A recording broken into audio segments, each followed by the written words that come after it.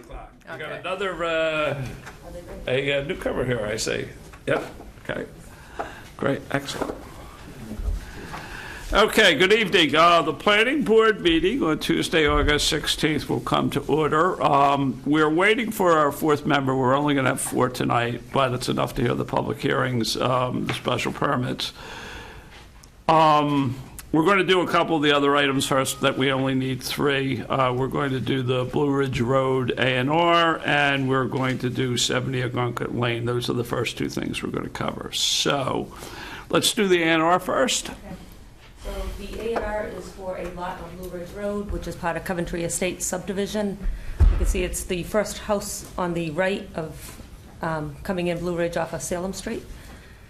So the point, this is the locus. You can see at the end of this lot, it actually jogs out a little bit and forms a point in the center. The original Coventry Estates subdivision plans was recorded with that configuration. I'll just bring up the Coventry Estates.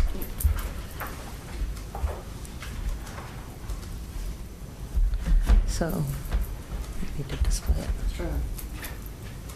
It should be casting. It stopped casting. So the Coventry Estates subdivision recorded plan at the registry also has that jog. However, there's a land court plan that that's the roadway profile. I'm sorry, Coventry Estates, you see that point at the end. That's the original subdivision plan. However, Pull it in here. pull it in further. Is this the definitive plan? Yes. Okay. So that's the definitive plan showing that same triangular piece down the end there, the point. However, there's a land court plan that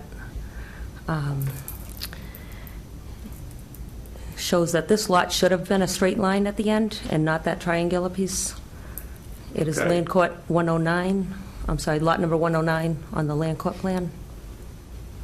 So if you zoom, kind of sit to the center there, and you see that little sliver triangle piece, that's how it, that piece is in ownership of DBT, which was the subdivision developer. We have the title to that lot, it is in their ownership, however, all along it's been recorded and on the Coventry Estates subdivision as one whole parcel. So the owner now is trying to sell their lot. Attorney Hatch is here representing the owner. They'd like to do an A&R plan. So do you have the A&R Yep. plan so we can just see what it looks like? Yep.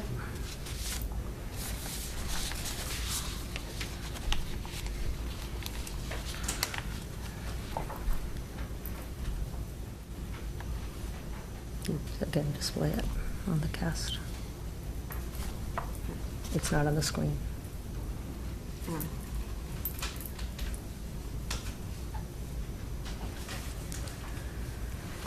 Okay, so there is the A&R, which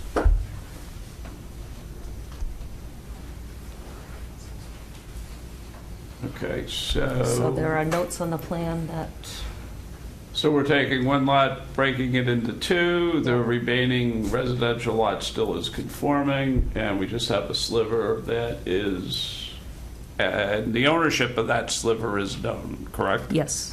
Okay, so, aside from the fact that at some point in time it should be conveyed to either 1 or 2 of the landowners in fee, that's a different issue, but we can, right now, we could leave a piece of a Form A separate out there. Right. Does that corporation still exist? That corporation merged in 2012 with a Delaware corporation and withdrew from Massachusetts, so is no longer authorized to do business in Massachusetts. Because this sliver is a land court piece, even if we could track down that corporation and get a deed, the land court requires a certificate of good standing from Commonwealth of Mass before they will allow it to be recorded. And they're not in good standing in Massachusetts. They're not authorized to do business in Massachusetts. I'm sorry, I'm attorney. Yes, if you could identify yourself for the record. It was a very eloquent answer, and I didn't want to interrupt you while you were doing it. I'm attorney Tim Hatch. I practice at Tomlinson and Hatch in Andover, and I'm representing Joan Maylott, who's trying to sell this lot. She bought it in 1991. I understand this was the model home for Coventry Estates.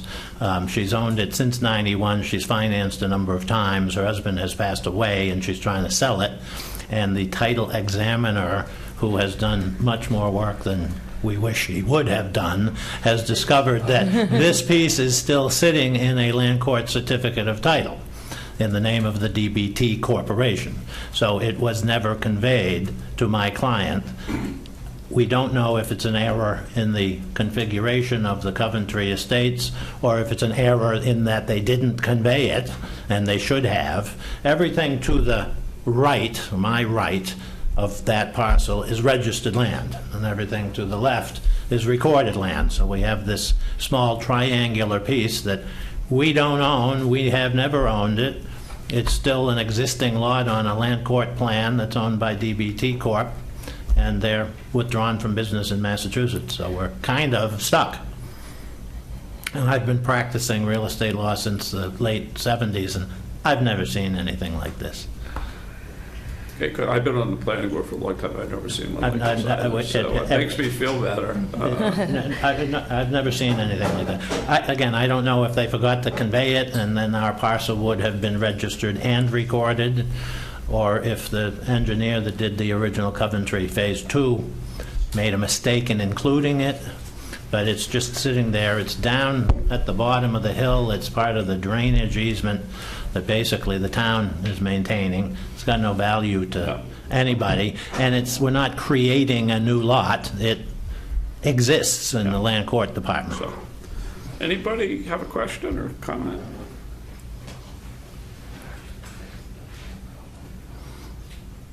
Any member of the board? Yeah. Go I have a ahead. question on it, nowhere do you say this is Lot 1 going to propose Lot 1A? Is it in the notes? Well, lot 1A will be what we convey out. Yeah, but it doesn't say what the current lot is on the plan. The current lot is lot 1 on Right. the Coventry, and on our new A&R, Yeah. it's 1A. I think the point is you wouldn't have a problem adding a note to this new A&R is just for purpose of clarification, Lot 1 is being divided into, Lot Yeah. 1 is being divided into 1A and 1B. That's no problem at all. Or 1A and 109, Yeah, or whatever, Yeah. yeah, okay. just so because it doesn't say, So- you can't tell. I thought I didn't see it in the notes I anywhere. thought there is a note to create 1A independent from the existing Lot 109 registered land. Yeah, but that's only, it shows the 109, but not what the larger portion of 1A is, what lot number that is.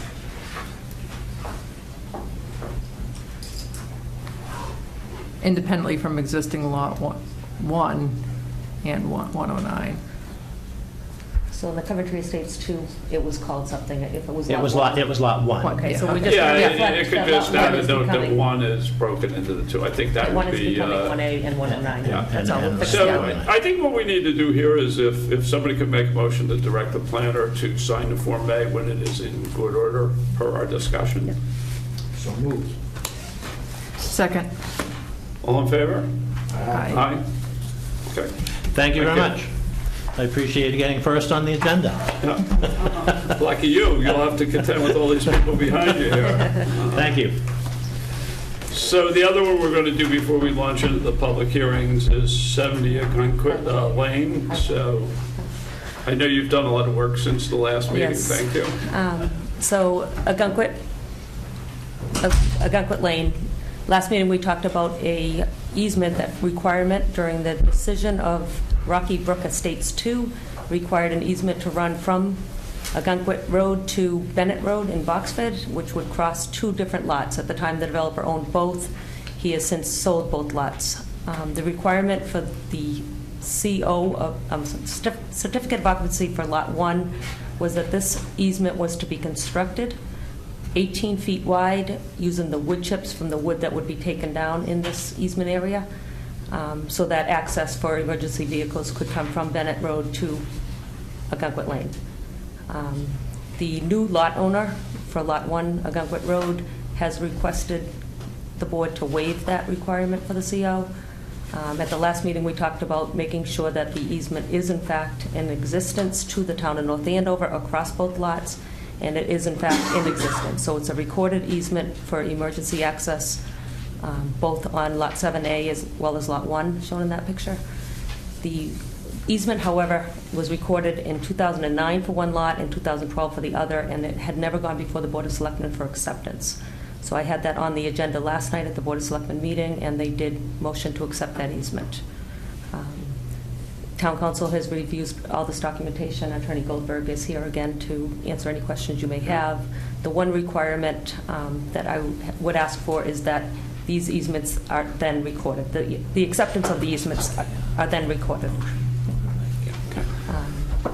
So if you deem to waive that criteria in the decision. Okay. Steve, any questions? Dave? Council, you agree with the faxes? Absolutely. Okay. Ms. Enright's been extremely helpful. She's been in constant correspondence with me. Town council was involved. Whatever she asked for, I provided. Okay, good. So then, Lynn, if you could make the motion that council provided for us. I hereby move with regard to the decision of the Planning Board dated February 18th, 1998, approving the definitive subdivision known as Rocky Brook Estates 2 to waive condition number 5A, which requires that prior to occupancy of Lot 1, the emergency access must be constructed per the approved plan. Upon submission of evidence to the Planning Department of the recording of the two acceptance of easements by the Town of North Andover Board of Selectmen documents. Okay, good. Somebody like to take a second? Okay. All in favor?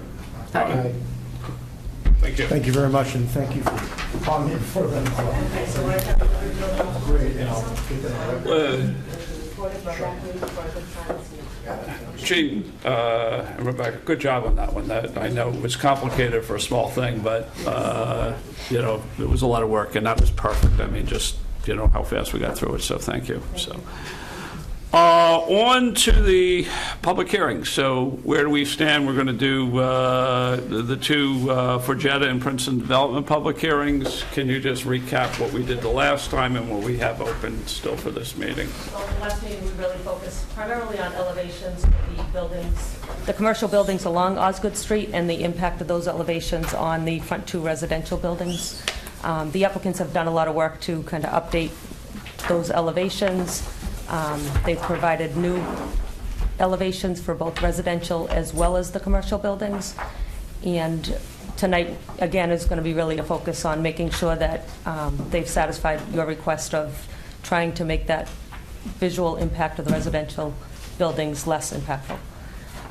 In addition, there's been a lot of progress made with the peer review and the department review comments that have been submitted.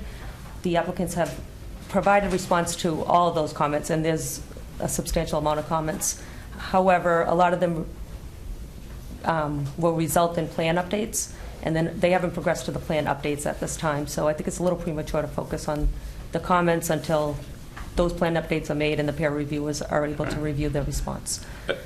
Are there any big issues you'd like us to focus on? I mean, I think we should get a summarization of the work on the buildings and the massing, because that was the big concern the last time. But are there any other things that are particularly significant that we should look at?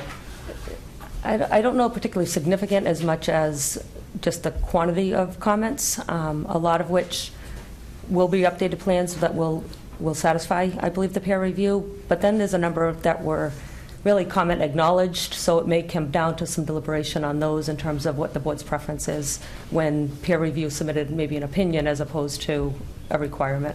Okay. But again, I think that would be in the next round.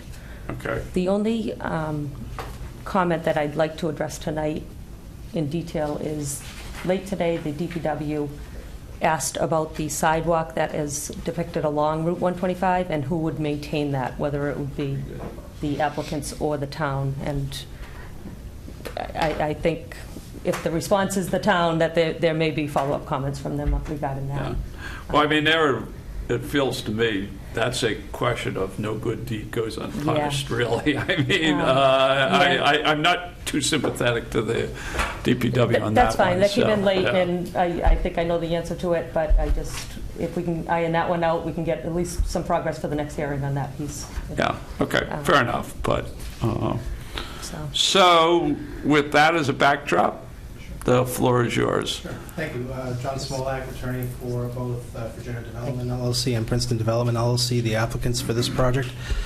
With me this evening is Joe Pisnola of Hancock Associates, and others will be introduced as we go through the presentation. And Gene touched upon one of the major issues that we wanted to discuss this evening, and that's the relationship of the massing between the residential and the commercial. As a follow-up to our last meeting, the board asked us to take another hard look at that issue, and through a combination of additional modifications to grade and also to the building height, I think we've accomplished something that looks much different from what you saw initially. The other three items that we wanted to discuss this evening include sort of a brief report in terms of the Conservation Commission hearing that was held last week, and Joe Pisnola will report in on that briefly. And then also we'd like to provide a little more detailed discussion in terms of the residential elevations. Both Joe Pisnola will run you through those residential elevations in a little more detail. I know that the last hearing we didn't really get to that item. And then also that'll follow with a discussion by Andrew Chabin, CEO of Princeton Properties, who will walk you through some examples of other designs that are similar to what we're proposing before you this evening. And then lastly, Jeff Brown, who's a VP and General Counsel of Princeton Properties, is also going to discuss or respond to, just briefly, the comment on school children for the project. That was an item that was outstanding, and so I think Jeff will just touch upon that briefly and provide a discussion about what our projections are based on Princeton's operational history and other properties, as well as other published data that's out there. So with that said, I think I'll turn the discussion over to Joe Pisnola. Thank you. Again, for the record, Joe Pisnola from Hancock Associates. First, I'll just touch briefly on the Conservation Commission. There may have been some knowledge of the process that we were going through there. It was a request for determination of applicability, abbreviated notice of resource area delineation.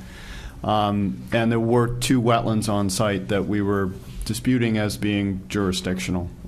They were remnants of some prior work that was done in 2003. They were stormwater basins that had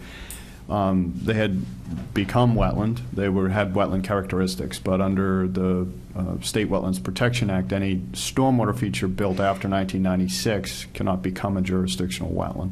So it's kind of complicated with the Conservation Commission and retracing that history.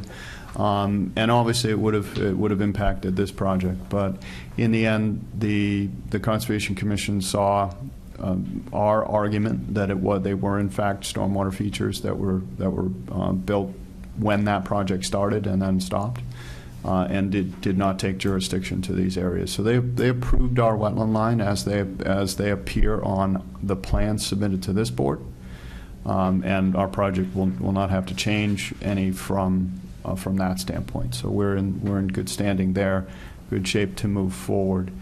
There was some discussion on some vegetative impacts in the buffer zones from some soil testing that we did. And we've admitted that we did get into the buffer zone a little bit when we did the soil testing, and we agreed and the Conservation Commission accepted that if there was any vegetative remediation, we would do that when we filed a notice of intent. So all in all, it was a very good meeting, and now what we'll do is, after we get through this round and full peer review at the board, we'll ready and file a notice of intent with the commission and move forward with that approval process. So just wanted to update you on that. So getting into the design, we heard all the comments that you made at last meeting with regard to the visual impact. Whether it was fortuitous or not, I think the angle that we picked to look into this site was probably the point at which that back building, the back residential building, will show the most. So we could have picked another angle that maybe didn't show that, but we didn't. But it's a good focus point to now come forward. We did first, matter of disclosure, we did discover with this view an error that was made in the placement of the residential building. It was actually placed too far south. from what the site plan is showing. And you'll see in the subsequent picture, this is the view that we showed you last time. In the new view, you'll see some movement north of the entire massing, the entire building. But I want to explain what else we changed, what else we proactively changed within the site. We did revisit the site grading, and we were able to lower those two buildings, B and C, by 1 to 2 feet, which brings B and C are directly behind the commercial buildings. We were able to lower those, which takes some of the curse off that view. But more importantly, we focused on the commercial buildings and elevated those. And building 2, which is the second building moving from south to north, we changed from a flat roof, which was 20 feet high, to a sloped roof. If we can move to the next view. So that's July. I mean, that's the July Planning Board meeting and visuals that we did, and now we're looking at the current. So that building 2, we changed from a flat 20-foot high building to a 31-foot 6-high sloped roof. And as you see, the massing has moved north, and that's a resultant of that correction to the plan. The building 3 moving north went from a 27-foot sloped roof to a 30-foot 6-inch sloped roof. And building 4 from a 30-foot sloped roof to a 33-foot sloped roof. So you can see down at the bottom of the picture, you can see the straight-on elevations, and you really can understand how we really picked up the massing on those in the second floors. Still far under the 35-foot maximum height of those commercial buildings, but I think it effectively has done what we wanted it to do. Additionally, what we did with the layout is in between the commercial and the residential, we will be introducing some islands to get some more large scale trees that I think were presented in the animation as some trees sticking up behind the commercial. So we've added some areas for those to come into play. And we'll also work with Mr. Huntress to also enhance the landscape planting, both in between the bank and building 2, and between 2 and 3, additionally to provide some not screening but break the marching of the view as we move up Osgood and look into the site. So we think that this has come quite a long way, and if we look at the actual views from eye heights as we're moving up Osgood Street, and as I said last time, Osgood Street has about a 25-foot grade differential from the south end of the site to the north end of the site. You can see that perspective-wise at the south entrance, this is looking over Building 2, over Building 3, and over Building 4 at the various locations on Osgood Street, based on the elevations of Osgood Street, the elevations of the buildings, and the revised elevations of the residential pieces. You could see that even our perspective, I think, is still looking at that from a not maybe optimal vantage point.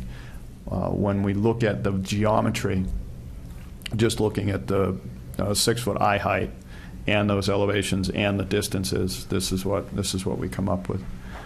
I think very telling if we could toggle between the July picture and the August picture, you start to get a sense of the improvements that we've made. Just seeing that building kind of fade off behind the commercial.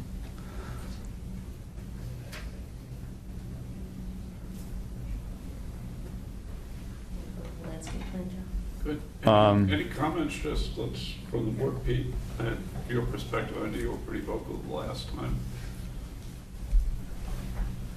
Well, what I was trying to understand last time, and I'm still trying to understand how, the proposers are reconciling what they told us back in the April 5th meeting when we were talking about the height restrictions. And very clearly in April 5th saying that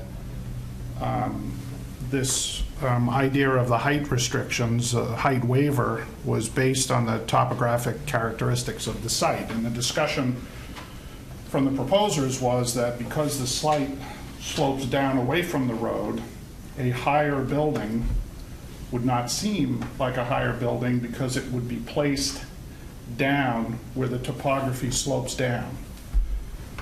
So then when we saw the proposal last time, it was clear that rather than placing the higher building where the topography slopes down, it was placed, for reasons they explained, too close to the commercial portion. And today's presentation really just reaffirms that. If you go back to the perspective with the angles and the heights. So the thing I'm trying to understand is how they're reconciling what they told us they were planning to do in April and what they've shown us here.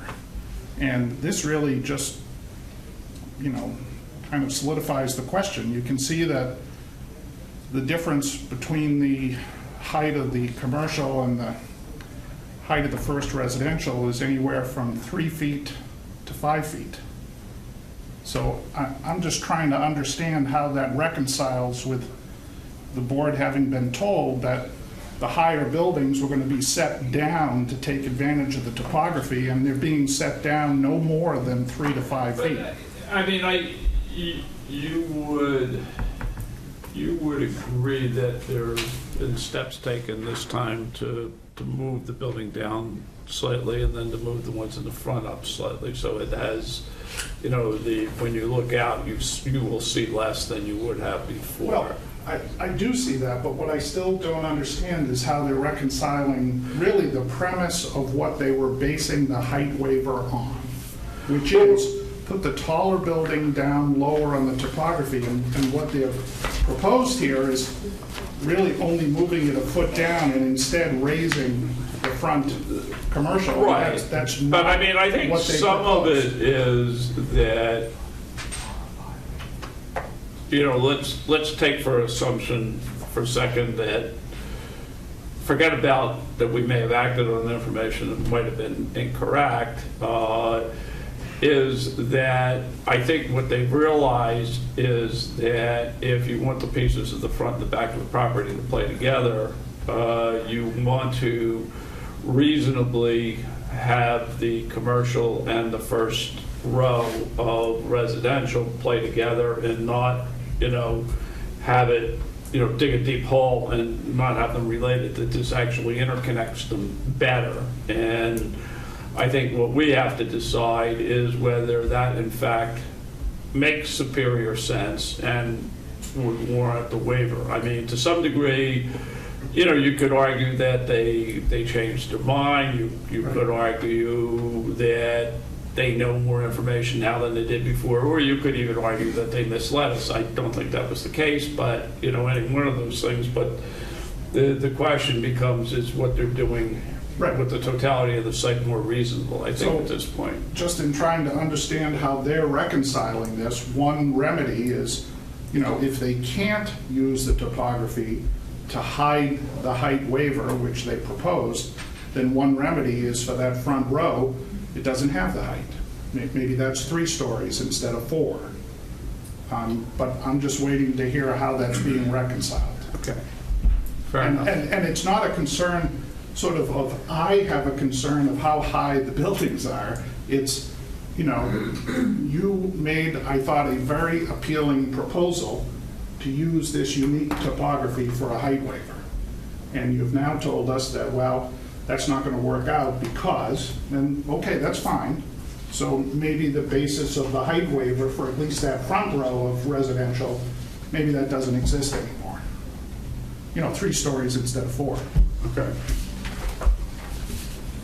If I may, with regard to what we had envisioned doing as far as the lay of the land and where the buildings were going to be placed, a lot had to do with our vision of the commercial addressing Osgood Street and being there. And part of the goal to have this interconnectivity and with ADA compliance was realized by lowering the commercial. So when you look at the relative differential between the commercial and the residential, it's got to be done in context with regards to it also being lower than Osgood Street. If we had kept the commercial addressing Osgood and marching up the street, there would have been a greater differential between the two, but we would have lost that interconnectivity. If you look at your lower 2 numbers comparing the elevation of the first row of residential with Osgood Street, it's in the middle one 4 feet and on the bottom one 5 feet. And so again, I'm not disputing, the interest in having them interconnect. I think you've made a good case for that, and I'm not disputing, obviously, the ADA requirements. I'm just saying that for those reasons, you have chosen not to place the first row of residential where the ground drops off, which was the basis for the height waiver. It is where the ground, right, but it all has to relate to each other in the placement of the building. So I think rather than focus on whether or not we achieved that original goal, we'd like to move into, I think we're at the point where we all can agree that the interconnectivity is a good thing. And in this mixed-use development, we can, this is a formidable goal to that. A couple of pieces of information that just be useful to have so you know exactly what it is. It starts with all what is the height of the residential building in the front? What is the height of the residential building in the back? Just so we have that. Are they both the same? They're both the same. They're both the same. And it's exactly how many feet? They're approximately 55 feet. 55 feet. Okay. So it would require the waiver. I just want to get the facts right. Yeah. Right. Okay. Okay. So what I would say is let's keep one going, but we will definitely come back and address that again. But you understand Pete's perspective of how he's looking at it. So no, I understand. I understand and appreciate that.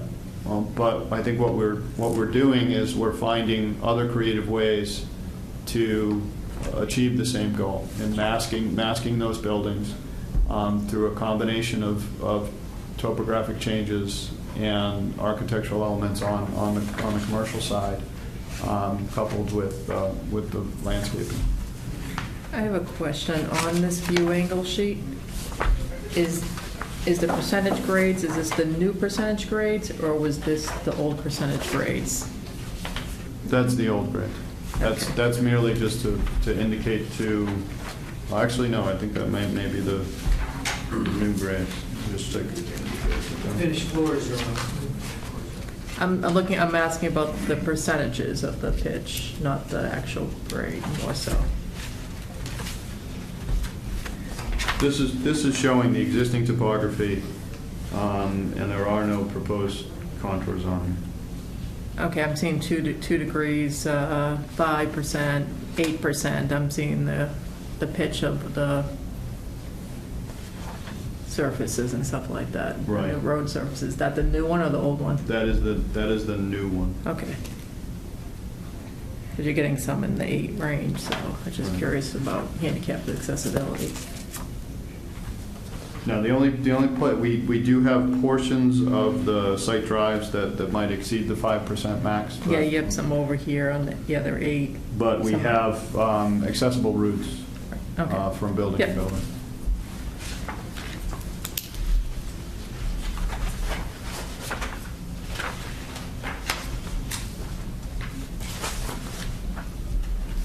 So the next thing that the board wanted to start to look at was the architecturals on the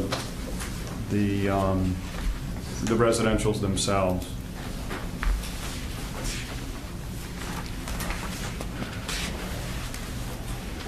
Do you have these ones?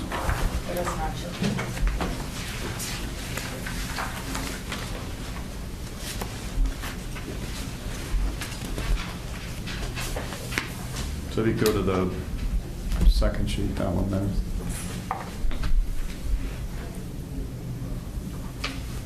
So what we're trying to do here with the architectural is to mirror some of the architectural stylings and materials that are used, that are coming through on the commercial side, and then introduce some stonework at the lower elevations on the first 2 floors.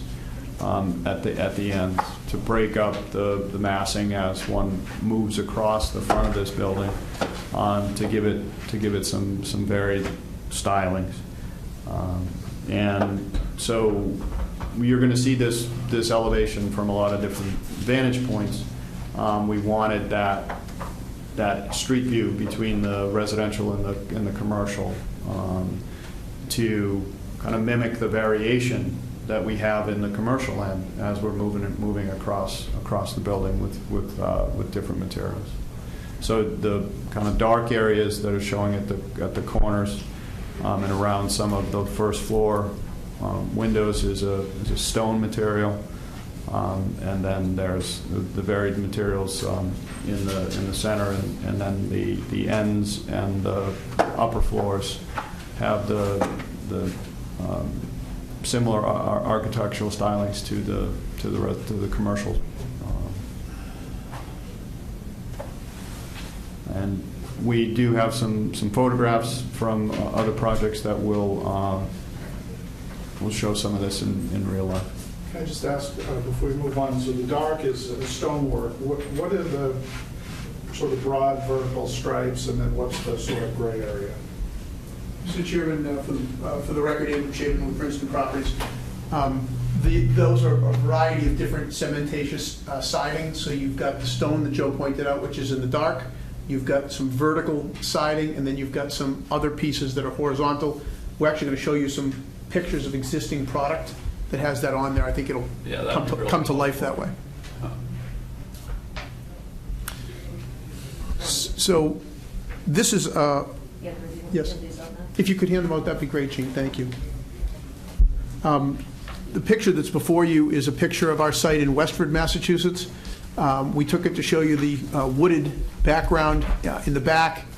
This is a 5-building property, 200 apartment homes, 4-story slab. So very similar to what we're discussing here. So we picked this rendering to show you, just so you get a sense as to what this looks like. Clubhouse in the front, pool.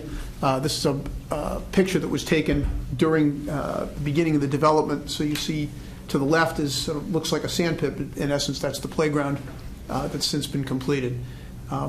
We would be more than happy to have any of the members come and take a look, and I'd be happy to take you on a personal tour of this product. I think it's the closest, most current approximation of what we've done that will give you a good sense as to what the inside and out will look like.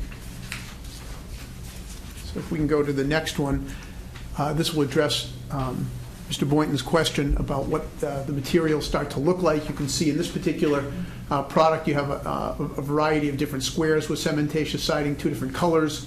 As you go up on the 4th floor in the detail, and then you've got 2 additional different colors with different directions in the cementatious siding on the side there. The apartments up on the 2nd, 3rd, and 4th floor all have decks.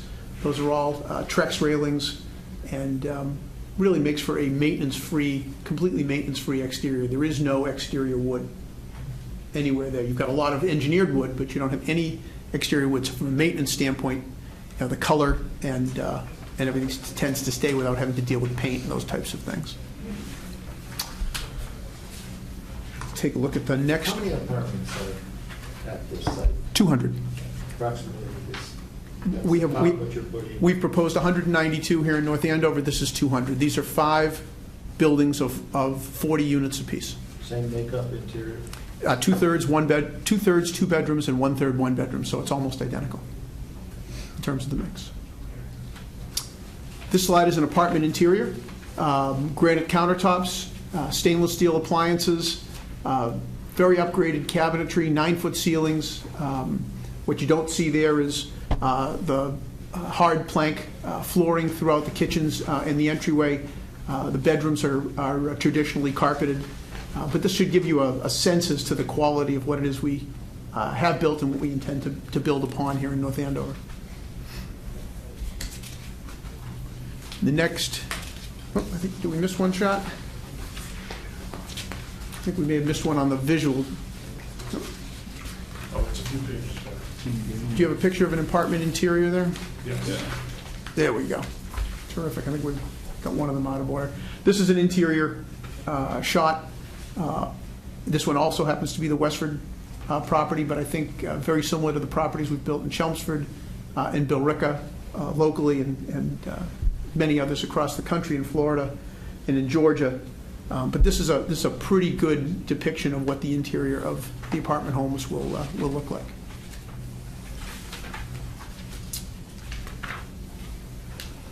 Exterior picture of a typical clubhouse, a lot more vegetation and screening these days. You can see a larger tree in front of this one, stonework, etc. This is approximately 4,200 square feet in the picture. It roughly approximates what it is we intend to do here in North Andover, all on one floor. If we can go to the next one. This is a property built by our general contractor. This property is actually in Ohio, but again, it gives you an idea of some of the potential for stonework going up 2 stories. That's why we picked this particular slide. You know, mixing in the stone, mixing in a variety of different cementatious siding applications there. And I think that this is a depiction of what the pool is likely to look like. Today's renter at north of $2 a square foot is really looking for some lifestyle. We try and extend the season even though it's New England, so the pools are heated. There's outdoor lifestyle. There's likely to be an outdoor television. There's a variety of different levels there and gathering spaces. So it's not just your old-fashioned Memorial Day to Labor Day pool. It's really used much more as an entertainment space. Monday evenings they have Monday Night Football out there and that type of thing. And I think that will play off of some of the connectivity that the chairman was talking about earlier between the commercial piece and the first floor residential. It's not going to look like 2 projects. We really took to heart trying to make them an integrated property. And the pool would be off by the traffic circle? Pool would be off, yes, on the opposite side of the traffic circle, inward toward the back of the property. And that's, we just wanted to give you a sense as to what this would look like. Sometimes the pictures are just that, the renderings. This is obviously real life. And as I said, we would welcome any of the members to come to any of the properties we've built. So a lot of your, it's kind of pretty much classical suburban current version of garden style apartment. I mean, that's probably a fair way to look at it as opposed to like the stuff you see in Assembly Square now, that sort of thing that tends to be a little bit more urban. I mean, is that the distinction? I happen to like that stuff better than this, but that's... I would say it has a mix of both, Mr. Chairman. We just opened 100 units in Somerville on the East Cambridge line. We're taking elements of urban and we're moving it to suburbia. The difference is $4.70 a square foot versus $2.20 a square foot in the suburbs, and what you can provide in terms of amenities. The level of finish actually in the suburbs is even higher than what it is in town. In town tends to have less closet space, tends to be a little bit more clean steel, for lack of a better word, where this is, I think, a little bit more traditional homey. We've also heard what the planning board said in the first 3 times that we were here when we were talking about going to town meeting, and we kept hearing the words colonial. We've actually taken to calling it new colonialism or suburban colonialism out here. And so we've tried to take some of the elements of the interior of more of the modern property and the amenities from the modern property and cloak it in sort of a more modern colonialism on the outside. Mark, is that a fair representation? Yeah, you could say it's a hybrid of modern and traditional styles. Yeah. Okay. Pete? Dave? Do you have you don't have any rear elevations yet? Will those be coming? Yes. Okay. We'll be turning in rear elevation and everything colored. I think we gave you some black and white pencil sketches to make sure that everybody was comfortable, but we will turn in between now and then the full set of residential elevations. Do the buildings have any articulation as far as the front? Are there any bump outs on these, or? There are. Okay. We really need it for texture. Great. I think the answer is if we go back to that second Westford slide, Gene, in the set that we submitted, I think you can start to see some movement there. And if you look at the floor plans, Okay, yeah, there's a you can lot see, of yeah. articulation Yeah, that okay. shows up on the floor plans. And you will have the decks and places. Yes. Second, third, and fourth floor. The first floors will have patios. Will those be for single family or the two family or a mixture? Or? Every apartment will have its own either deck or patio, all the way through.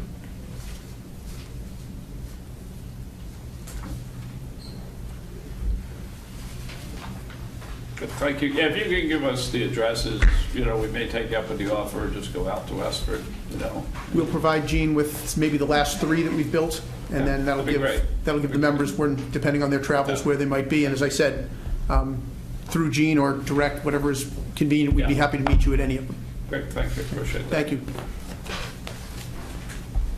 At the last meeting, we also talked about a potential site visit at the site, so if you want to pursue that, we can talk about that before this wraps up, too. Yeah, okay, good, let's come back to that, yeah.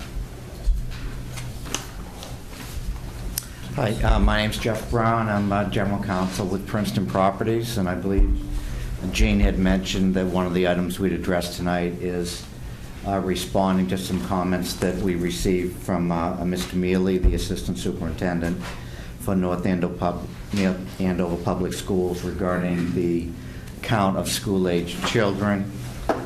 Very early on in this process, I believe the issue came up as we were starting to consider going through the town meeting process, what would be the number of school-aged children. And in April, I provided an overview for this board, and I believe we came in right around 14 to 15 school-aged children, so you generally would have one additional school-aged child per grade. Mr. Mealy's comments were that he felt the estimates were low. He used some factors and believed the school-aged children count could be as high as 33. I believe there were 13 middle school students and 20 high school. 13 elementary. Okay. And 20 between middle school and high school. Right. Across there. So I went back and redid our calculations. The school-aged children estimate is based upon published reports and data, so we do use a formula approach to it. In addition, as Andrew mentioned, we have several new sites in the area in which we've taken empirical data from the school-aged children that we have at those sites, and so we factored all of those in. My earlier report that I provided to the board, and I'll resubmit through Gene to everyone, was initially based upon 160 units. Based on Mr. Mealy's comments, I did recalculate them today at 192 units, and we've gone from 14 to 15 to 16 to 17. So we bumped up about 2 school-aged children, again, across the spectrum. So based upon all the data that I can find, the national studies that are used by experts, I can't find a formula that gets to the 33 school-aged children that he projects. And I'll submit I have a formal response to Mr. Mealy, which I'll submit through Gene. It'll have all of our backup data, and you can take a look at that. I think the critical factors that you're going to see are that the driving factors in generating school-aged children are whether you have 3-bedroom units or 4-bedroom units. Those are significant driving factors in the generation of school-aged children. Here we do not. We only have 1- and 2-bedroom units. And the other driving factor is there an affordable component to the property, as you see in many 40Bs, which then lowers the rental rate and is another driving factor in generating school-aged children, and we do not have an affordable component here. So whether Mr. Mealy's comments take into consideration those factors, I can only guess. Our analysis is this will be somewhere around 16 to 17 school-aged children across the board. It seems to me that in Wexford, you've got almost a duplicate of what you're going to build here. Mm-hmm. And how many school-aged children are there? Well, in Westford, we have an affordable component. 20% of our units are affordable in Westford, so that tweaks the numbers. Just give us... I think we're somewhere around 30 school-aged children. We're similar to what Mr. Mealy has proposed, 33. I think we're in the 30 to 35 range in Westford. But again, we have 20% of those units, so we have 40 units in Westford that are affordable. So that rent that in North Andover would be $2,200 thereabouts, $2,300. When you apply the formulas for 40B, as you're probably all aware, they're based on the median income of families. So that same $2,200 apartment would rent for $1,200 in an affordable setting. So again, a significant driving factor to attract families with school-aged children, which we do not have here. Mr. Keller, in our calculation, we took into account our Western property, and that's in just report. We used that number, the numbers from our others, and then we took them as averages. We used the Chapel study, and we used the Rutgers University study, and we used all three of those to come to our conclusion. Yeah. I tried.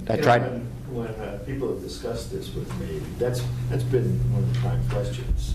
But, I mean, at some level, it's something that we can address. At another level, we only have a limited jurisdiction, and I think people actually don't necessarily look at the reality of the situation. They look at the worst fear of what it's going to be. I mean, the facts of the matter here is that in this case, when you add the commercial and the residential and you compare it to the load of the town services, this is a net plus to the town by a fairly large margin. I mean, yeah. So I just thought, once this is submitted, I'll get it to James Mealy and...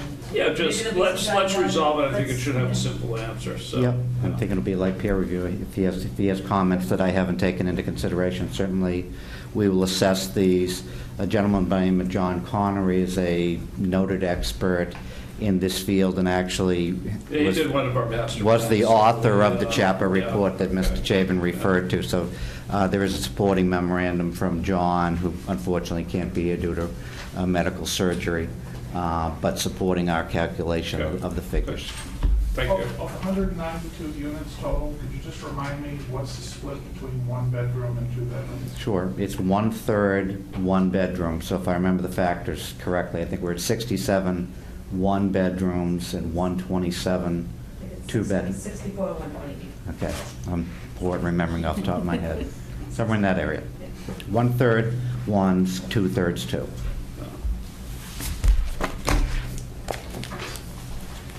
That's it for our presentation. Okay. Take any questions. What I'd like to do is see if there's any questions from the public here. If there is anybody from the public, they can come up and sit at the table, introduce themselves, and ask your questions.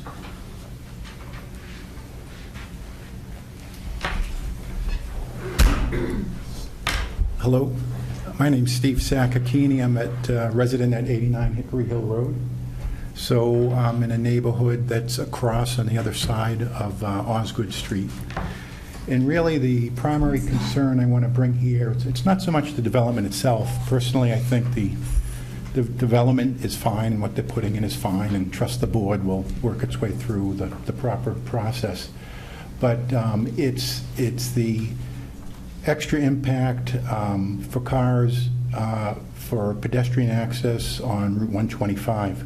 We sort of have a systemic problem on our side where 125 right now is just a 4-lane highway. And we look at these development projects as opportunities where there should be some mitigation measures put in place along 125. I think I heard there's going to be a sidewalk along the frontage of the property. We'd like things like that to extend down past the property towards Butcher Boy Plaza. What we're trying to avoid is, and I'm asking you to take the broad view, not just this development, but I've been here 25 years, fast forward another 25, I'm sure there's going to be other developments along this corridor. We're trying to avoid a situation where it's a cars-only place to go. I brought a... Just one question is, at our last meeting, they had a very lengthy traffic study done. I don't know if you were aware of the results of that, and the fact that they're going to put traffic light there, and they're going to take other measures to do. I think some measures to do what you're looking. I think where you're going with this, but I just want to make sure, from a context perspective, you understand that. I do. I understand good. it's a signalized intersection that's going to be planned. What we're asking for, and there is chatter on the neighborhood Facebook pages, is that some mitigation measures along 125 as part of this project that allow for extended sidewalks towards the Butcher Boy, bike lanes, things of that nature. Like I said, if you take the broad view as a planning board, and that's what I'm asking you to do, is we don't want a situation that, say, is a cars only a Route 28 Salem. We want something that's multimodal transportation, pedestrian, cars, biking, and conductivity that way. My question for the board is, I don't know what the limit of your jurisdiction is when it comes to, I know it's a state highway, but our concern is adding those extra factors into mitigation measures. Well, what I'd like to do is maybe have the applicant, again, speak a little bit about the issues broadly, and then we can talk a little bit about, how broad our jurisdiction goes, so. Okay. Mr. Chairman, if I might, we have the, whether you want to call it a distinct advantage here of 125 being a state highway, state numbered route, and under DOT control. We met with DOT last week. Our design was universally accepted by by DOT and the members there. A very important part of what DOT is doing of late, in fact in the last 2 to 3 years, is an integrated multimodal, what they call Smart Streets initiative, to make sure that any improvements to their highways within their jurisdiction are strongly considering pedestrian and bike integration into that. We are doing widening. We are introducing turning lanes. We are introducing bike lanes on both sides, and we are introducing a sidewalk along our side of the street for pedestrians. The signal itself will have pedestrian accommodations for that, with a full crosswalk. And then over on the other side, we will be doing some integrated sidewalk to get to that, to Butcher Boy in the commercial development, and start that. There's work also on Barker Lane that'll include the integration of that sidewalk. So that's all on the plan, and I think there is a distinct advantage of having that driving force from DOT with regards to those measures. Can you show a little bit more what you're going to do as you get to the edges of your property and transition to the next property? Because I think some of that's there, and I know that's complicated when you do that, but it sounded like what you said is you were thinking of the other side of the street and how that was going to play there. So. Right. We've got to work within the existing right of way or on our property with regards to the rights. I mean, we can't move beyond what we control. as far as property or what the state controls within their right-of-way. So the sidewalk on our side will go from line to property line, as well as the improvements within the roadway. The roadway improvements in the bike lanes will extend beyond our property because we need to taper and transition. So there'll be the widening of the lanes across the majority of our frontage to introduce those left turn lanes from both northbound and southbound, and the bike lanes within that layout. When we get to the other side of the street, there's the integration of the crosswalk and the beginnings of sidewalk network there, again, within the right-of-way. The right-of-way 125 does have a little scooped area that goes into Barker, but then we transition from that state-controlled right-of-way into the town layout of Barker. And the idea from DOT standpoint is respecting the fact that we have limitations in what we can and can't control, both within their jurisdiction and within the property that we own and control. Steve, have you seen the plans, or would you like to look at the plans? Well, I know they're on our office. So, okay, and I know they're online. I don't know if those are the most recent. My only other question is, who is the project manager at MassDOT that is considering the permit? I think it's Mike Carroll. We'll get that name to Gene. Yeah. Great, thank you. I mean, I think in this case, I think they're really working hard to do it, and I think the best approach would be to actually maybe look at the plans and work with them, and you might be able to suggest some things that might make it a little bit better, and I think that's the best way to do it. Yeah. Okay, Yeah. thank you. Is there anybody else? Yes.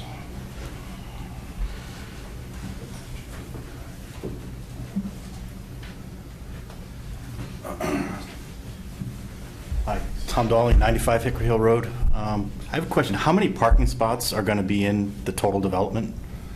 Okay. See if we can get you an answer, I'm sure.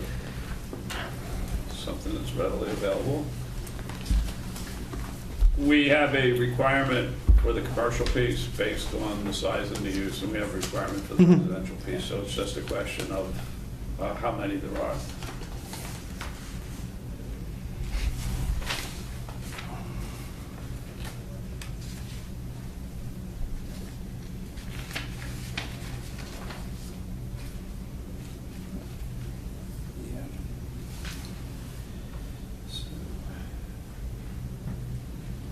There would be a total of 593 spaces. I'm just concerned with the cars, just because if you do all the developments around there, be it French Farm, Hickory Hill, Carter, there's no way there's 500 cars coming out of there. So you're going to have a lot more cars coming out one intersection. It just seems like a lot of cars. I mean, the development, it's got its proponents, but... It's unfortunate, but there was a gentleman who spoke from the developer at the last meeting, was a traffic engineer, and he actually gave one of the best explanations that I've seen in all my time in the board. We have a copy of the plan, right, that he did? We do, and we have the whole traffic analysis we can provide for you. Okay. Yeah, I mean, that might be the best thing, because it got explained really well. I mean, one of the things that, in my mind, the biggest single thing that's the benefit here is that from the very start, they're going to put in the traffic light. And that, I can't tell you how many times in my years in the planning board where we've got commercial developments where actually, believe it or not, you intuitively believe it needs a traffic light. But when you look at the way they calculate these things, the state wouldn't even allow them to put a traffic light here. I think in this case, the fact that it's a traffic light starts everything else and makes, minimizes the impacts, because you're going to have turning lanes and lights and everything, and you can regulate it a little bit better. But I think we understand your concern, and it's something that we legitimately want to mitigate. And the traffic study, I think, in this case, is one of the better ones we've seen. So, If you but missed that presentation at I the last did. meeting, you can actually watch it online as well. Okay. You can see his whole story, so if you want to get a copy of the report and then watch his explanation, Okay. I can help you with that. Okay, Just thank you. contact the office. Okay. One other question. Peter was saying going from 4 floors to 3, even reducing by 24 units would reduce the cars coming out of there a little bit, because that's about 50 cars. I mean, that's 10%. So, I mean, anything that we, I mean, I'm not trying to stop it, but it's just trying to see, when you see that many cars coming out, if you can mitigate any of the Actually, issues. I think with the traffic study, we were just over the limit that allowed it. If they actually Right. reduce it, you'd actually have less traffic, and you might not get a light.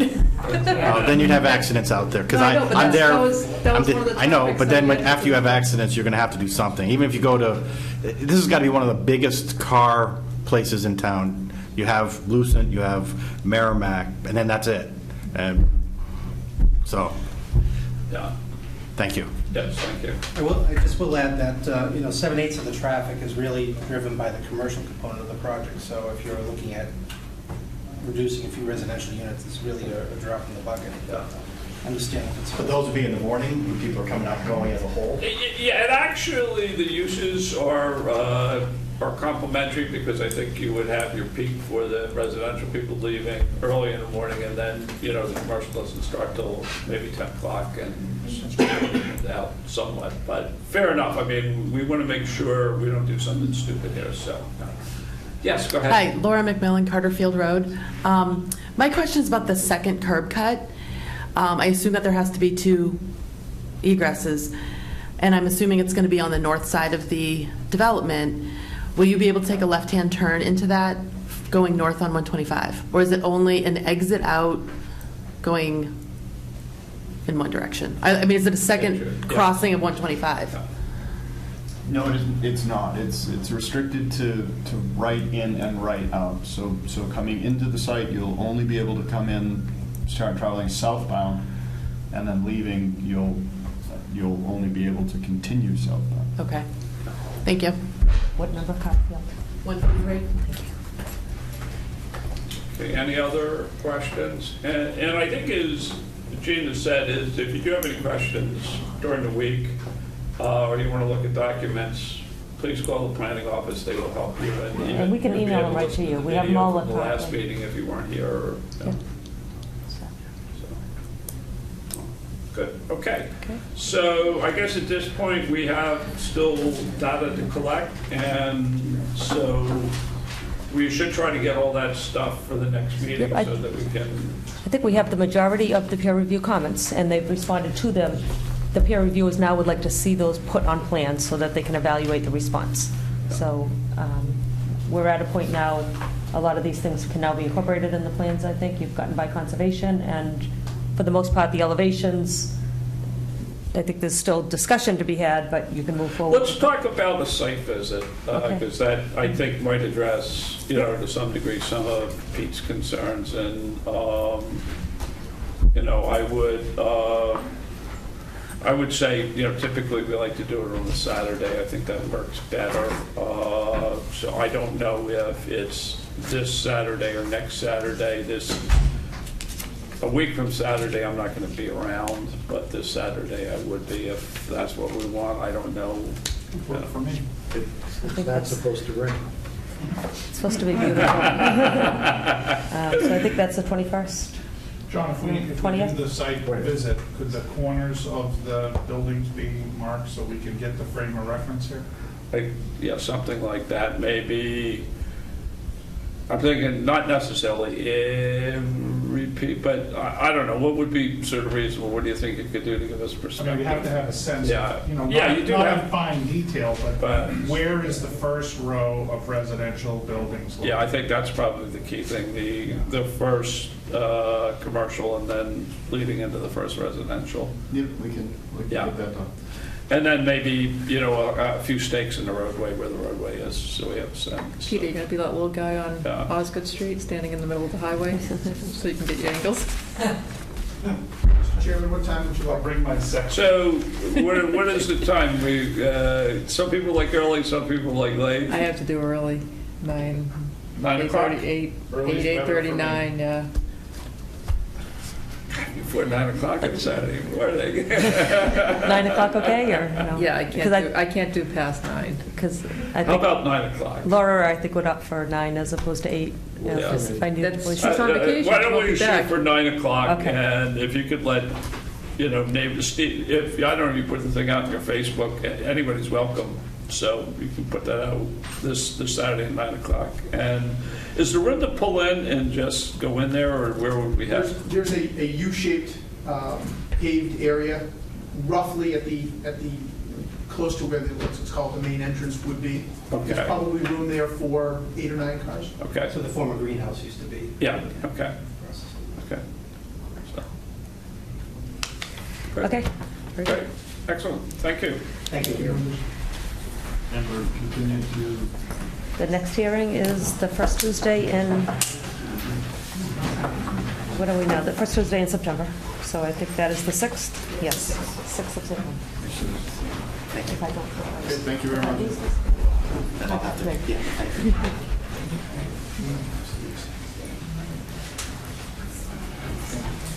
Gene, we're also going to need elevations on the carports, just for matter of record, what they look like too. Okay, let's zip through tonight because we don't want to miss too much of the Olympics. So, Okay. what's that? Oh, I don't know. There's track and field and gymnastics and all that stuff. Although the gymnastics already happened, so. No, it happens. They do it during the day, and they just put it on tonight. So, okay, we got another one from Verizon. So, if you could tee up, Rebecca, here we are, and what we're trying to do here. Verizon has submitted another application that is very similar to the application that they submitted back in March that the board had approved. They also had requested a waiver, as they did originally, for the height exemption under 47 CFR 1.307, which the peer review consultant has found that they do not enjoy. So they sent off a request from a report from the consultant from the applicant side to do a radio frequency study. And they had come back and said that the proposed facilities are designed to be fully in compliance with FCC requirements for human exposure to radio frequency energy by a wide margin. So they had also submitted, one of the antennas is different than what we originally saw in our first proposal, as is the number. Originally, for the first application, it was 24 locations. This application is just for 10 utility poles, again, in various locations throughout the town. One of the antennas is a 65-degree sector antenna, which is a little bit different than the omnidirectional antenna that was originally proposed. The canister, and the applicant can speak more to this, but the canister itself is directed towards an angle, so it's not really picking up any of the signals in the back because it's more of wetlands rather than, and focusing that type of connectivity. I'm sorry, I'm blanking on the technical terms. But so there's one of those, and so the review consultant had also reviewed that and found that it was also in compliance. So the peer review consultant has been submitted, all of his concerns have been addressed, and that was that. Okay, all yours. Thank you. Good evening, board members. My name is Chris Swiniarski. I'm an attorney from McLean Middleton, representing Verizon Wireless. As Rebecca mentioned, this is a follow-up application to one that we discussed over a few hearings, I think it was about a month and a half ago, 2 months ago. We are proposing 10 additional poles here that are very similar to what we had talked about before in some other locations that are heavily traveled locations. One of these poles is slightly different. The typical poles that we, the one that we showed you in the past, the one that is the pole that is being proposed in 9 of these locations, is a cylinder. One of these is and that cylinder is designed to provide coverage in 360-degree radius from there. One of these is located in SC31. Thank you. Let me get the address for you. That's 635 Chickering Road. Okay. So where that one is located, we don't need 360 degrees of coverage.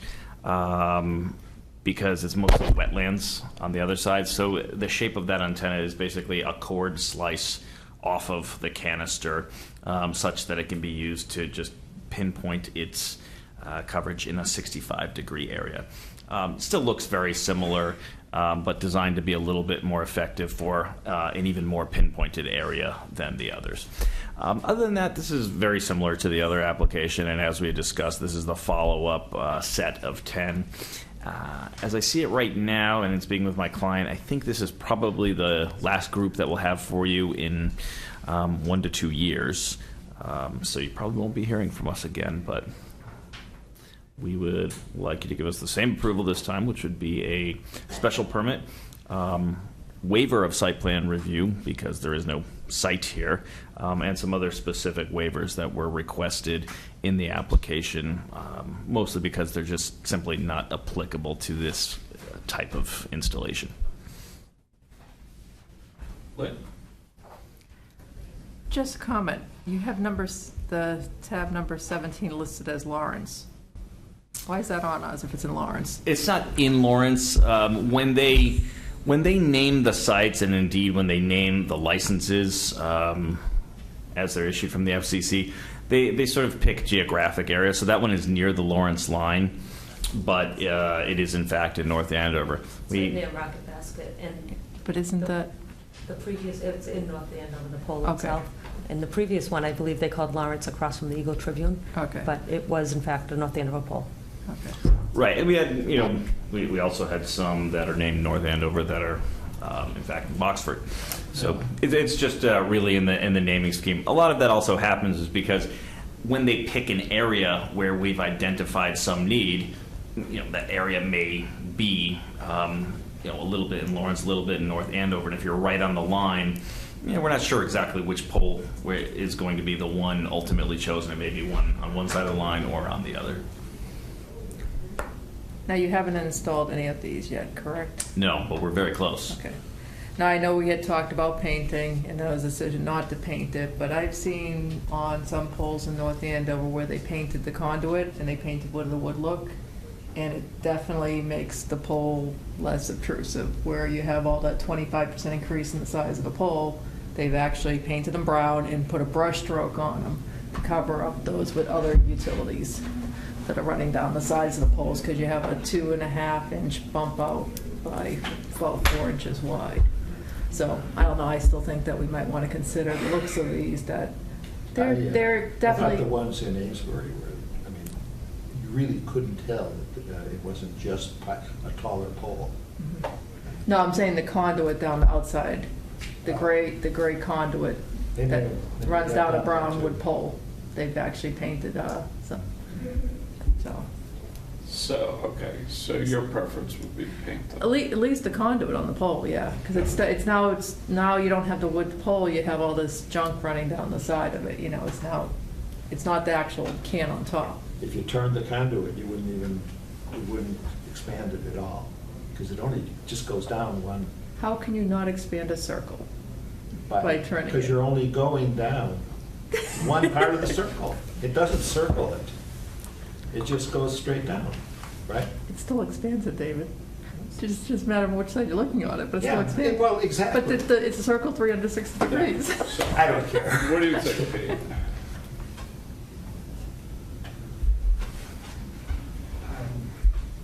Don't have a strong opinion on this one. I don't. Okay. I know that's a surprise. So, do we have anything more we need to do? Is there any information that we need? Nope, So we ought to then just... There may be a butters here to speak with. Well, we'll ask, is there anybody here that's wants to talk about this? Well, come right up, and we'll see what we can do. Is there a photograph of one of these? Yes. Unfortunately, my apologies. We had actually seen these guys before, and we've actually seen. I did not realize that you were here for this. But do we have pictures? Yes. Yeah. Last time we actually had the applicant actually brought one of the canisters in. So. Yeah, I don't have the canister with me tonight.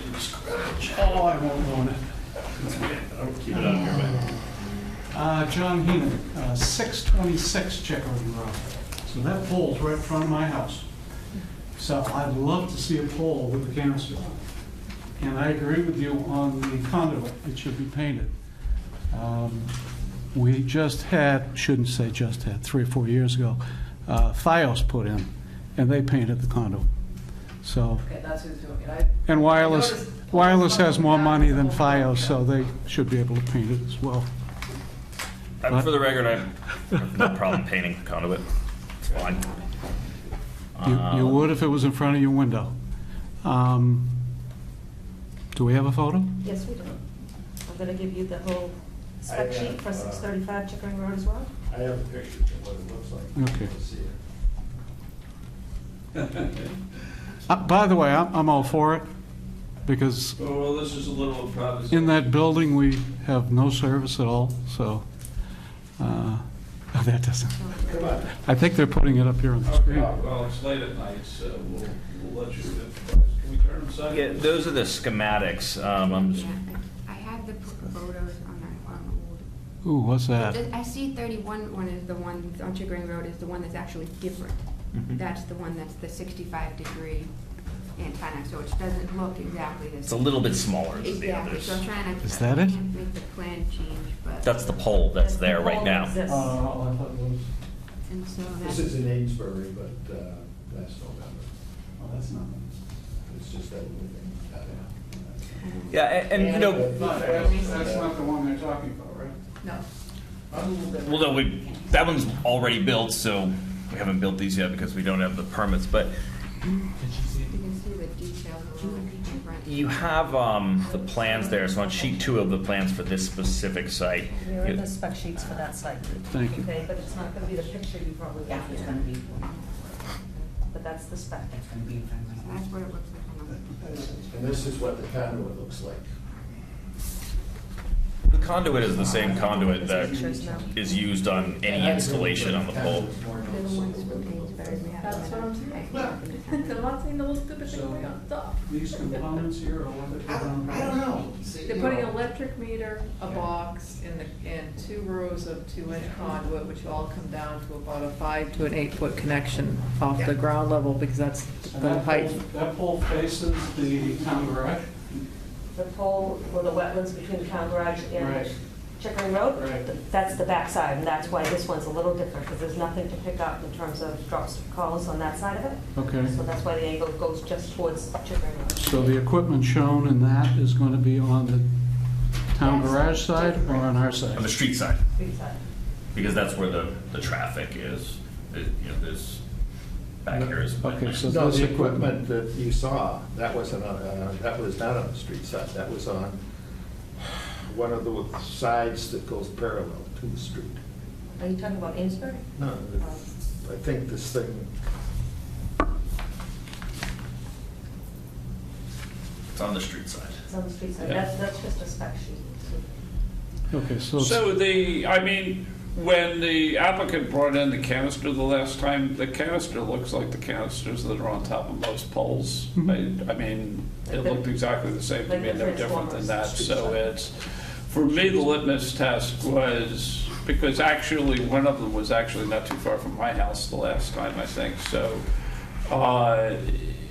it looks like probably what is on every second or third pole. I think it's not fundamentally that much different than that, you know, as best we could tell. Unfortunately, we had more pictures the last time, and I want to make sure you have sufficient, can we make sure that we get sufficient pictures so we Yes, can look at them, absolutely. whether we have them now or whether you have to come to the office? I want you to know exactly what you're going to get, so, yeah, well, I want to see the new equipment.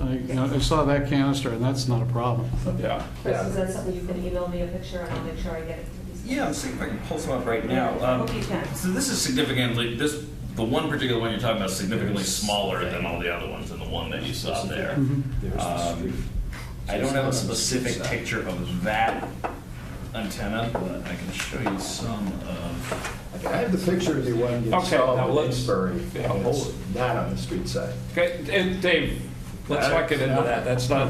Well, I mean, yeah. that was one of his concerns. Right, right.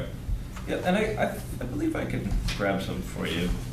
There were some recently installed in Everett or Malden, very, very recently, and I did obtain some pictures of those.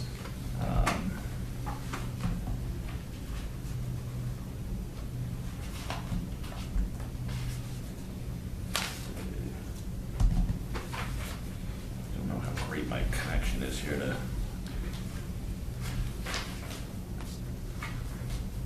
Get on my server, but I'm gonna try. That's what I'm talking about, the conduit's gonna run down to 5 feet. Yeah.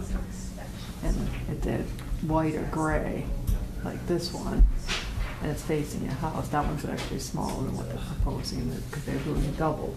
That's what's gonna be at eye level, down to 5 feet. It's not the crane on top. Yeah. It's just that. So we're paying. Yeah, that's fine, let's just do it. Yeah, I didn't know who was doing it, but I saw it, I was like, Yeah.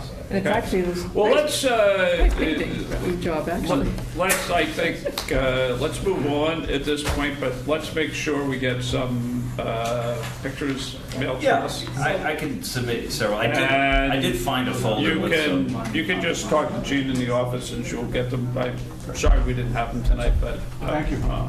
All right, so I'm going to take the names and numbers of each. If you can provide an email, I'll email the pictures to you. And this is going to carry to our next hearing, which is September 6th. So if you have any additional questions or you want to discuss the pictures you received, you just come back to that hearing. Go ahead. Yes, absolutely. Sure, go ahead. You can, we'll let you speak from there if you don't mind. I was just going to say, Yeah. I'll use my teacher voice. Yes, if you could identify yourself for the record and. I was really curious when I got my certified letter as to how the sites were chosen. Mine, at least from what I see, is going to be right in front of my home. It's not going to be where there are trees. It's wide open and it's really the frontage. We have a wall out. I live at 76 Boxford Street, I'm sorry, and my name is Kathleen A. Boris. My understanding is the wall, the stone wall, that's in front of all the homes as you head out country. One side, closest to the road, is my understanding belongs to the town.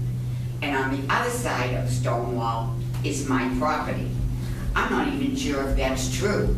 But I was just concerned because it's dead smack in the middle of my Well, front. remember, it's all going to be an existing post. They're not. Yes. Yeah. I saw my utility pole. I know which pole you're going to put it on. So from that point of view, but the answer to your question is, we certainly hope that where the fence is the dividing line between what the road that the town owns and what your personal property is. But that's not always the case, unfortunately. But that's what it's supposed to be. Is there possibly a way to connect my computer to your screen? Because I do have a picture here that really shows it pretty perfectly. We'll get past this around. Yeah. We can do that. There is, unless it's photos of the site. Yes. We don't want to shut it down right now. We're going to need this.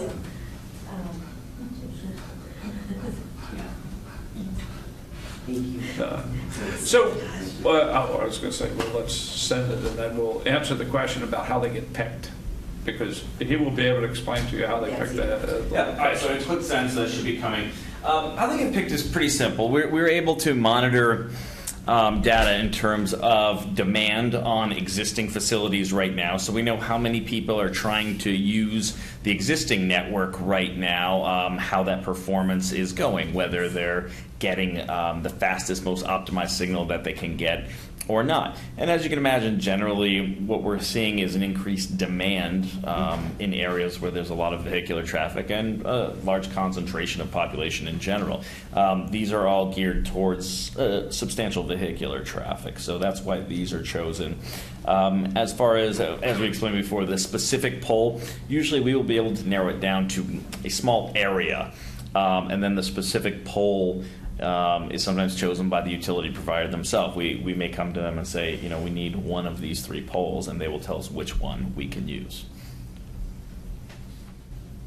And at building permit time, is there a structural analysis provided? Yes, we can provide that. We do a structural analysis beforehand. They will not give us the rights to go on the pole until we do it. So it's not likely that when you get to that step, you'd have to choose a different pole? No. You're confident that this is the pole? Yes, that's done beforehand for that reason. Okay. Do you have other questions? Nope, we just finally got the picture. Yep. So. Oh, there it is. So you can see... Is this the... blurry, but I realize that's my eyes. Is this the 635 example of Chickering Road? This is the... Well, no, that one's not installed yet. so- No, I know, but is that the type of device? I just want to make sure they're going to get two different devices. Right, okay. So this is substantially what it will look like. You have a typical meter there, the radio head and junction box. The junction box is behind the radio head, so you can't actually see that. We make that. The conduit is the same that you see there, the gray conduit running up. The canister on top is a typical canister. The one at Chickering Road is going to look like that because it's basically a shaved off piece of that. It's smaller, so it's not the entire cylindrical canister. Okay. It's a shaved off piece of it. What's the gray box? That's not ours. It's some other piece of equipment already mounted on the pole. So the Boxford Street one will look very similar to the top of this pole. Yes. Okay. But the Chickering Road won't look like that? We'll look kind of half of it. It's going to be very similar. It's just, it's not a full cylinder. It's a cut cylinder. So it's a little bit smaller. So what does that mean? It's not full 360, it's only 180? Is that what you're saying? In terms of the size of it, yes. It's designed to serve an area of only 65 degrees, not 360. Okay, so you're not providing service to the swamp? Correct. Exactly. Or the town? Not yet. Or the town garage? Right. Or the school? No, they probably have figured a way to provide service to school traffic. It may not be into the school itself. So 1,000 kids with 1,000 cell phones are not going to have service? It's probably a good thing. So, believe it or not, The last round actually had a pole on Austin Street side of the DPW. So the last round of the 24 actually had a pole on that side. God forbid the kids don't have and cell so phones. it may be that there's been a way to provide that coverage with a different facility. But it also may be that the school is receiving its coverage through traditional Wi-Fi that is from the LAN service in the school. I don't know exactly how it works in North Andover, but that's typically the way it's done in most schools today. Yeah, there's you can actually get the Wi-Fi in this building. This is a school. Yeah, that's what we're using right now to Yeah. transfer this picture. Yeah. So, the gist of it, as we explained before, the idea behind these things was to meet the ever-increasing demand for wireless service. There's this concept or theory called the Internet of Things that's coming in the future. Everything will be connected to wireless service, things we can't even imagine. In the paper today, not the paper, but in the news today, I read about Audi putting out cars in 2017. You may have read about that, where traffic lights will be on these networks. The car will have a countdown to tell you, light's red, it's going to turn green in 5 seconds or 10 seconds. That's going to be a good idea. So you're setting up and race it over. However, and they thought of that, so the timer is going to go away 4 seconds. So it'll start at 20, it'll count down to, I think, 4 or 5, and then go away so that people don't start drag racing. The idea is that people inevitably are doing other things behind the wheel. That will tell you when it's time to stop doing other things so that you can get moving. Because realistically, I mean, like if you live in Massachusetts, you know one big reason we have traffic is because there's a significant lag between light turning green and pedal going to the floor. And you multiply that by the 5 cars sitting there, and that creates traffic. So that's just one example of maybe thousands of things in the future that will be relying on this sort of technology. Good, okay. Any other questions? Yes. I'm concerned about health factors. Are there any health risks associated with putting this apparatus up? I remember at the beginning, they had a real serious issue on Elm Street that involved the church, and I remember that was really a brouhaha. And there was so much coverage about it in the paper, and it actually went to court. And they were concerned at that time about health risks and also decreasing property values. So, not knowing much about the project, that's a question I have to ask because I am dealing with an illness. And I really need to know if it's going to be emitting toxins that are going to be dangerous to me. I can answer the question. That's obviously a valid concern. That was a concern that everybody had when wireless facilities were first being installed. And because that concern is valid, the federal government regulates this. It's not really fair or appropriate to place the burden on any local community or town to have to do that sort of evaluation. So the federal government promulgates those regulations and specifically takes that jurisdiction away from towns and states because they don't have the resources to evaluate it. I always compare this, and I may have said this before, to the FDA evaluating drugs. You know, when a large chain like CVS or someone like that comes to this town and is before the planning board, again, the planning board doesn't evaluate the safety of drugs because the planning board doesn't have the resources to do that. That's regulated by the federal government. And this is the same. There are standards that we have to follow, and that was part of the report that was requested by the town's consultant and the evidence that we provided to show that, in fact, these are designed to be fully in compliance with the FCC regulations. We are far, far below the threshold allowed by the FCC. And I believe the town's consultant concurred with that evaluation. And that was the decision on the Elm Street Church tower, too. I have another question, if I can. If you use the utility pole that's on my property or on, near my property, and you're one provider, you're representing Verizon, and then suppose other providers come along, like Sprint and T-Mobile and et cetera, and they would like to have the same equipment, would they be allowed to use the same pole so you're increasing, whatever is coming from that circuitry? And it's like piggybacking, you're building more and more, but you're using the same pole. So that's my concern, is how it affects my property. Or would they be using different poles, different providers that might seek application? Yeah, and that will always be up to the owner of the pole. I mean, odds are they would not allow another provider to use the same pole. But again, that sort of application would be coming before that board, before this board again. So it's very much impossible for me to predict what is going to happen in the future, but that's why this whole procedure is in place to regulate that. Should it become an issue. I see the odds of that being infinitesimally small, but I can't tell you with any certainty what any other company is going to do at any time in the future. The only thing I can tell you is that we'll be having this discussion again, and I might not be here, but someone else will be coming to you if, in fact, they are going to be putting something on any pole. But you do not have an exclusive agreement with National Grid for the pole?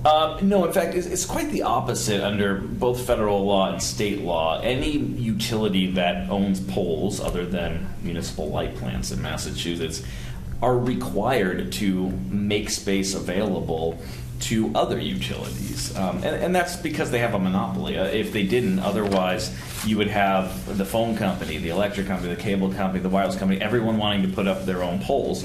And everyone realizes that that's not going to work. That's a bad idea. So we do not have the exclusivity. It's quite the opposite. However, the law does not require any utility to make space available to everyone to the detriment of the pole. So, if the utility company looks at it and says, well, Verizon's already there, so another carrier probably can't fit here, should go on the next pole over, that's legitimate and that makes sense, and that's really the likely outcome that happens.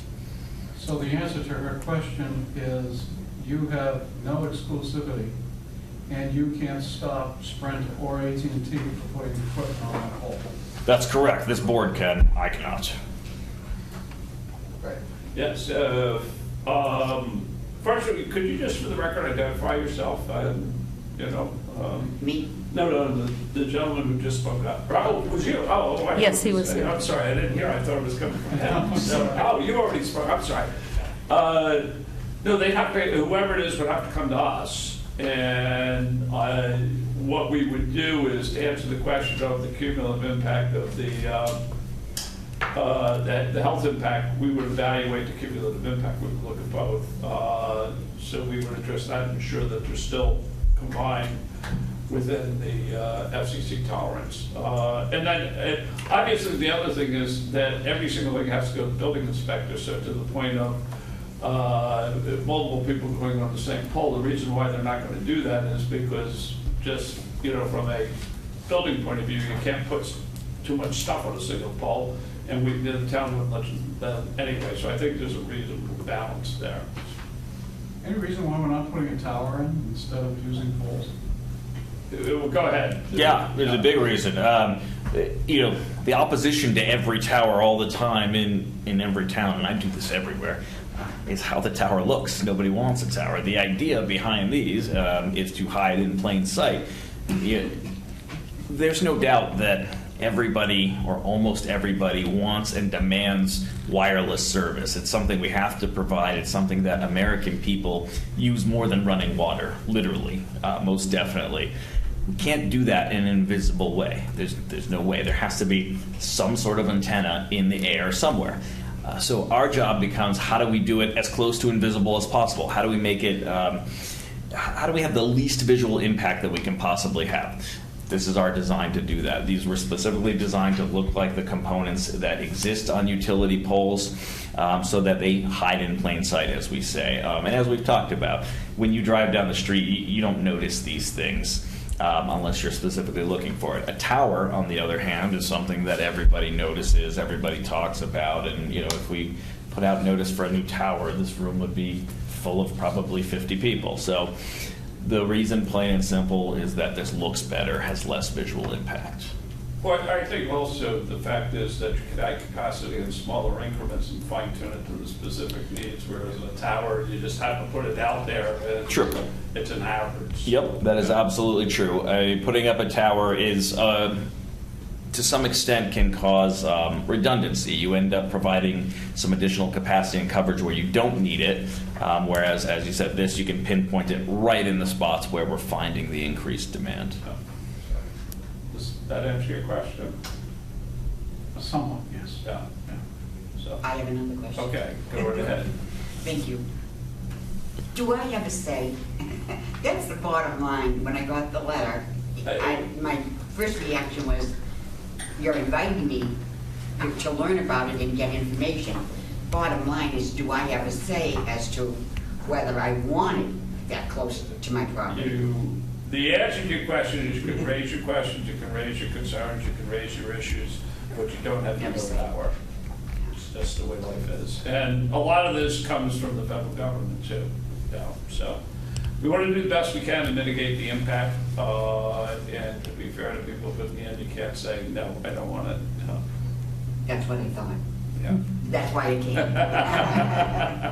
And I really, like I said, my biggest concern is health. And I don't think anyone can guarantee, Well, nobody can guarantee anything, but as the applicant said, that that's the reason why we do it at the federal level, and we've got a lot of epidemiologists and other people looking at this stuff who have consistently looked at this for a long period of time, so we're getting a lot of good science involved there. Some people may disagree with it, but, there's lots of PhDs and MDs and stuff looking at this. So, and I would just add that the board asked for our consultant to look at the specific installations and give us their opinion, separate from the applicant, on whether or not it meets the federal standards for health issues. And this board asked that that be done. We did that because we wanted independent assurance of whether or not it met the standard. And I really thought that, I'm sure you did a lot of work, a lot of homework, and I'm sure a lot of data had to be collected. But I appreciate that. But I'm looking at it, it's politically correct to invite me to come to the meeting, as it affects my address. But the bottom line is, like I thought, I really don't have a say. But I appreciate the opportunity to be heard. Yes, well, we're glad to have you, and I think you had very nice questions. So. The one way you can prevent it is by burying the tower and the telephone lines. Then it wouldn't be poles. Don't go there. It's extraordinarily expensive. Of course it is. Yeah. So great. Well, thank you. We appreciate you all here tonight, and we will be back in, what's our next meeting, Jean? September 6th. Yeah. Okay, great, thank you. Is there any additional information required from us before September 6th? Did we agree on the painting? Yes, we did. Yes. are you each satisfied with the picture, or do you want additional pictures sent? So you have what you need as well? We're all set, Okay. right? We're all set, Okay, thank you. so other than that, I think we're ready to draft a decision, John. We don't need any Okay. additional information. No, I think we're fine. Okay. Okay. Thanks very much. We'll see you on the 6th.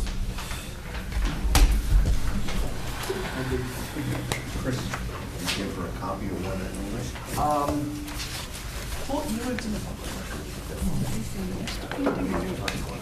They would like them painted. The painting is for the conduit. Conduit in the box is the box. No, but the box where the conduit goes into, not the electrical meter, you're not allowed to paint electrical meter connections, but the box above it, I think. Because I think that's the largest of the two.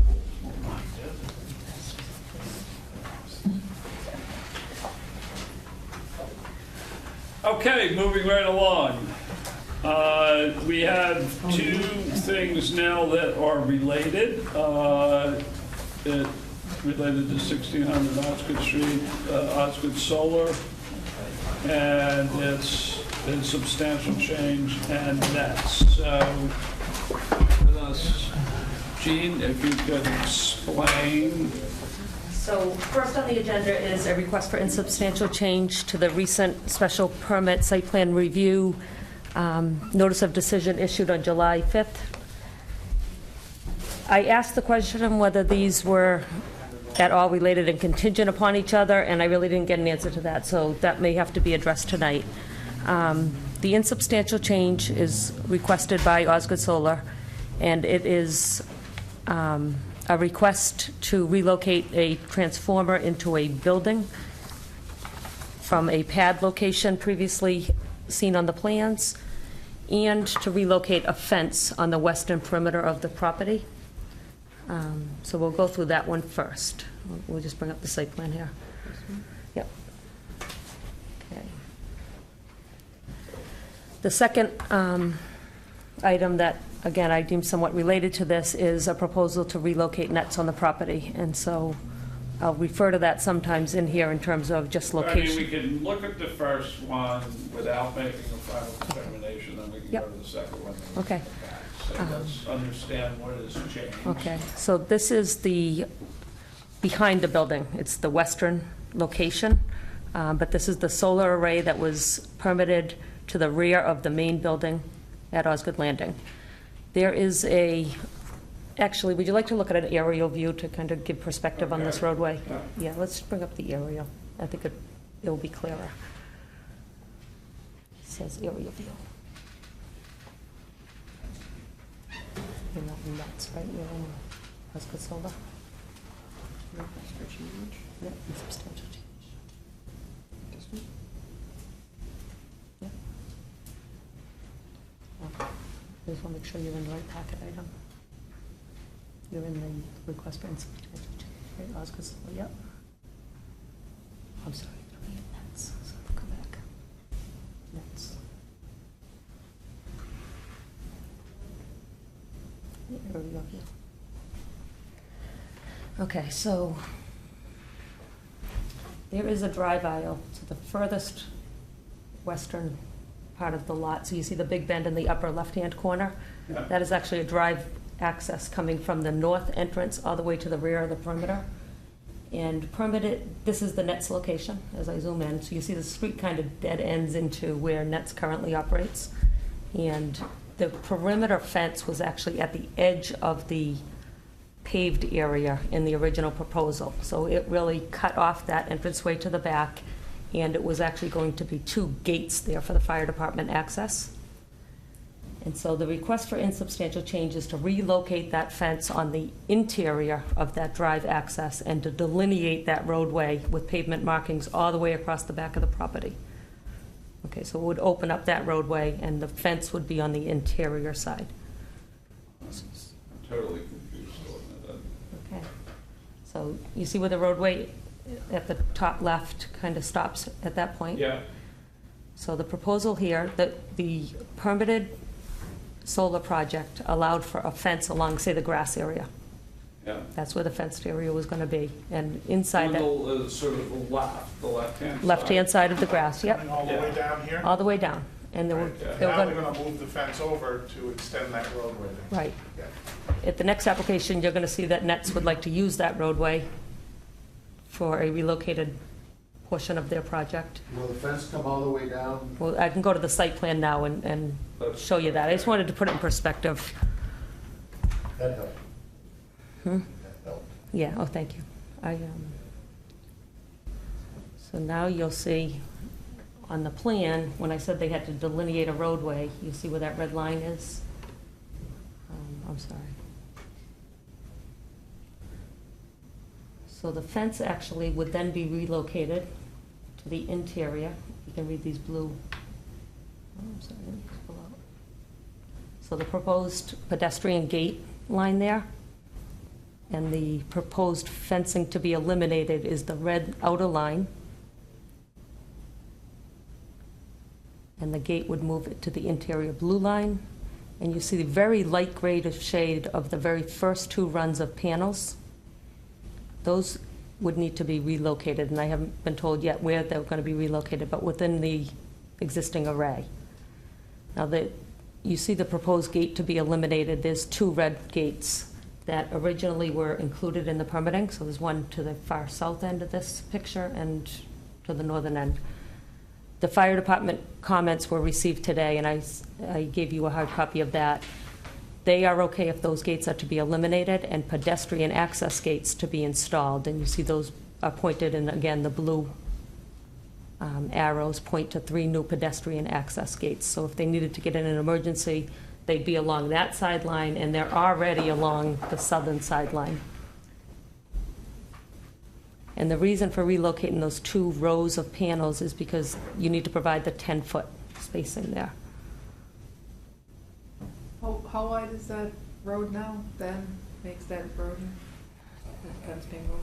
Dan, did you get that dimension? It's shown as 25 feet, the straight road, but the road itself is even wider than that. Because there's an additional space from the western side of the road to the edge of the pavement where the lights are. But it's a 25-foot. It says 20, that's the 25 there in gray in the middle, right? Yes. Dan, I'm sorry, for the record, we certainly all know you, but can you just... Dan Leary, Osgood Solar. Okay. How are you gonna fit, where are those solar panels gonna go? There's no extra space. Well, yeah, so that, I haven't received an answer on that, so in terms of... So with the mounting system, we were able to use a more efficient module and a tighter mounting space, so we're actually able to absorb that within the footprint of the array that you see there. How? By going to tighter inter-row spacing and Okay. using more efficient it's... So you're narrowing the spacing, okay. Yeah, so making it a higher power density.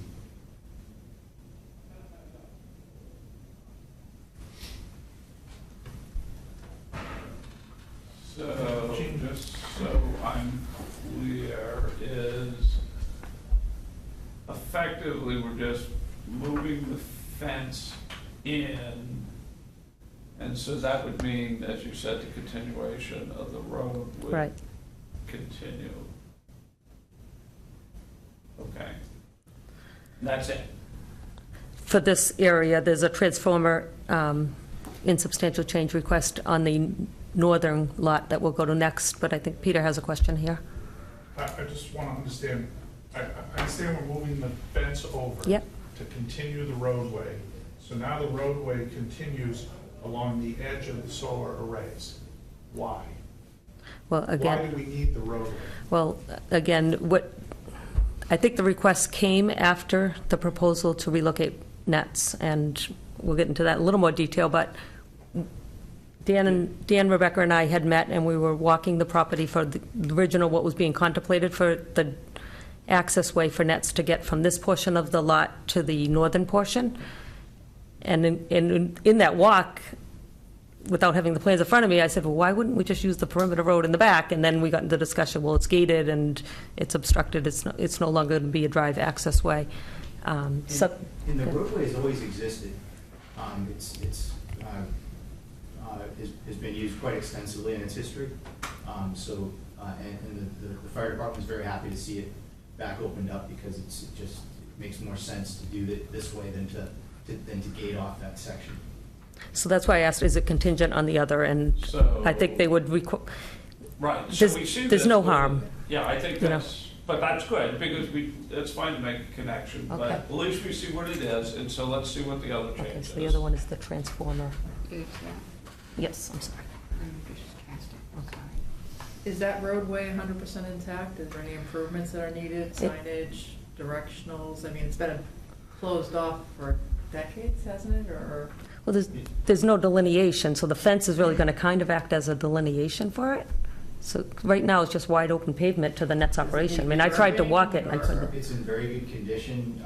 It's lit. It's only been actually closed off for a few years, and I think Nets will speak to that a little bit more about their history with that road. Yes. Okay, and so the second request, Dan, I'll let you explain this, but essentially the transformer pad. So Lynn, if you remember, one of the questions from a month ago was, or whenever we had it, was when you put a transformer in, does it have to have a containment pad, and how you treat that? And my answer was, well, if it's a dry transformer, it doesn't need a containment pad. But we have to look at the infrastructure, understand exactly what electrical equipment we want to use. So when we made that initial site plan, we said we would be putting in a transformer pad somewhere in the vicinity where that orange pad shown there at the 9 o'clock position of the array on the west.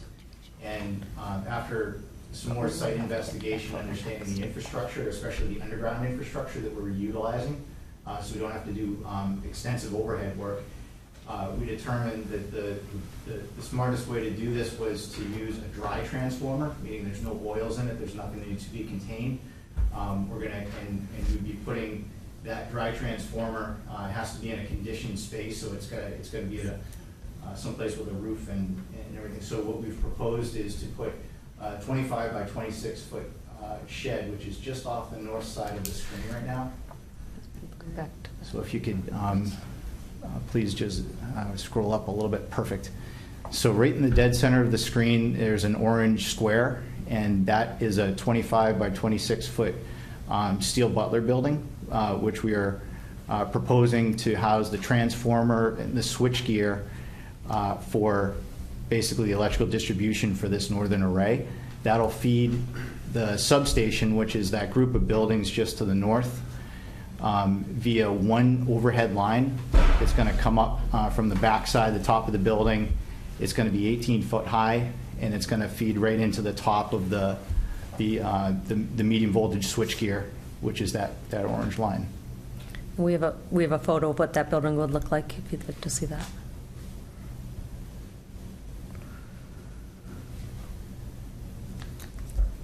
That's not, is that a 20, that's not 26? No, this- That's a 3-foot door? This is a similar type of construction, just to show you what it looked like. This is so this is a building that's built prefabricated specifically for electrical distribution equipment for utilities, of which this is. So it's a building that's got some basic convenience power in it. It's got some ventilation, but it's not a conditioned building. No water or anything. It's just a dry place to put some electrical equipment. It'll be on footings as well, so it'll be on frost footings for code requirements. And are you doing gravel to take care of the roof discharge and rain leaders? How you taking care of that? Like you showed in the images here? We've not yet designed how the water would run off it, but it would be coming onto the existing pavement, which has an extensive stormwater system underneath it. Maybe I didn't answer the question. So it's not going to be like that? I'm sorry, no, the stone around it, no, this is just the type of, the style of building. That's all the picture's intended to show. But fair enough, when they get to that point. Yeah, you be able to show us. mitigate all the Yeah. 100% of the roof runoff. So those are the two things. Change the road as this building as opposed to a pad. So does anybody else have any other questions on this? And if not, we can move on. Third thing. Is it going to be an overhead? Yeah, there's no head wire too. Now, back in again. It goes from There to substation. from there to the substation. From, Yeah, right. from that building to the substation will be an overhead line. Yeah, okay. How high? 18 foot. Is that within the regulations? An overhead? Yes. Yeah, so that's the National Electric. Wait, I expected to say yes. I expected to say no. Yes, I did. Figured I had it. So, Yes, sir. Okay. So let's then now go to the other one. Okay. One more question on the shed. Hmm? You guys have to sprinkler it? Do you have a dry sprinkler system in the shed by electrical code? Not by electrical code, but we'll confirm that. Our electrical engineers have not specified it for. Because I think you might have to double check, because if you're fencing it off, you might have to, because the fire department doesn't have direct access, and I think you're, how many feet is that? 50 feet, you might have to. Okay, we'll look into that. Yeah. So say that again. Wait. I think because this is a fence all the way around that whole building, right? The substation. And it's that whole inside area. the fence? Yeah. Yes. Yeah. I think you might have to, you just double check that. You don't want to have. We'll check that with the building, yeah, with the building inspector and the code, yes. Okay, so that's a request for an insubstantial change as opposed to a modification to site plan. Next request is for a waiver of site plan review. Well, I guess the position is they don't think it deems requirement of site. My apologies. So to answer your first question is it's, these changes are not in any way contingent on Okay. what happens next. If it was more convenient to close this out. No, we want to hear both, and then we'll decide. Okay. So just let's see both, and then we can decide if there's any nexus or not. So I apologize, but the supplemental material came in after the initial packet had gone out, and so this is a narrative provided by Dawn Lane, who is here tonight representing NETS. I guess the position initially is they feel as though, Dawn, you can correct me if I'm wrong, but you feel as though it doesn't trigger the requirement of site plan review. However, if it does, if you deem it to trigger the requirement of site plan review, they respectfully ask for a waiver of that. That's correct. Okay, and they kind of lay out there. I will point out at one point, probably about a third down the first page, it says that the planning department has endorsed the plan, and I think that was probably a result of, as I walked the property, and their initial proposal was to have this connecting roadway from the south to the north run along the rear of the main building that doesn't even appear to me to allow for two-way traffic of tractor trailers. I suggested, why aren't we looking at the perimeter roadway? So it's not that I endorsed the plan, however, I did offer it as what seemed to be a logical, Made a suggestion. yes. And what I'm handing out there is just, I'm sure you're well aware of the bylaw requirements for site plan review and waiver provisions, but that's just the one page of the bylaw.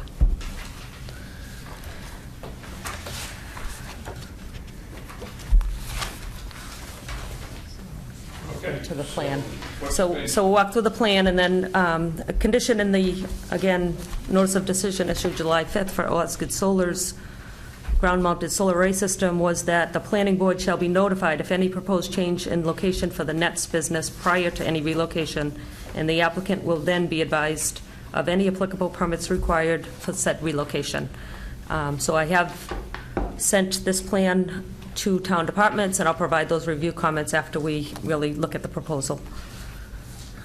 So here we are again at the rear of the lot.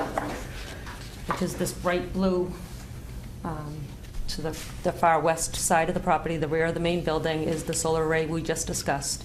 NETS currently operates in that footprint. And then south of that, again, light bluish green, you see a dark blue dashed line and white background there.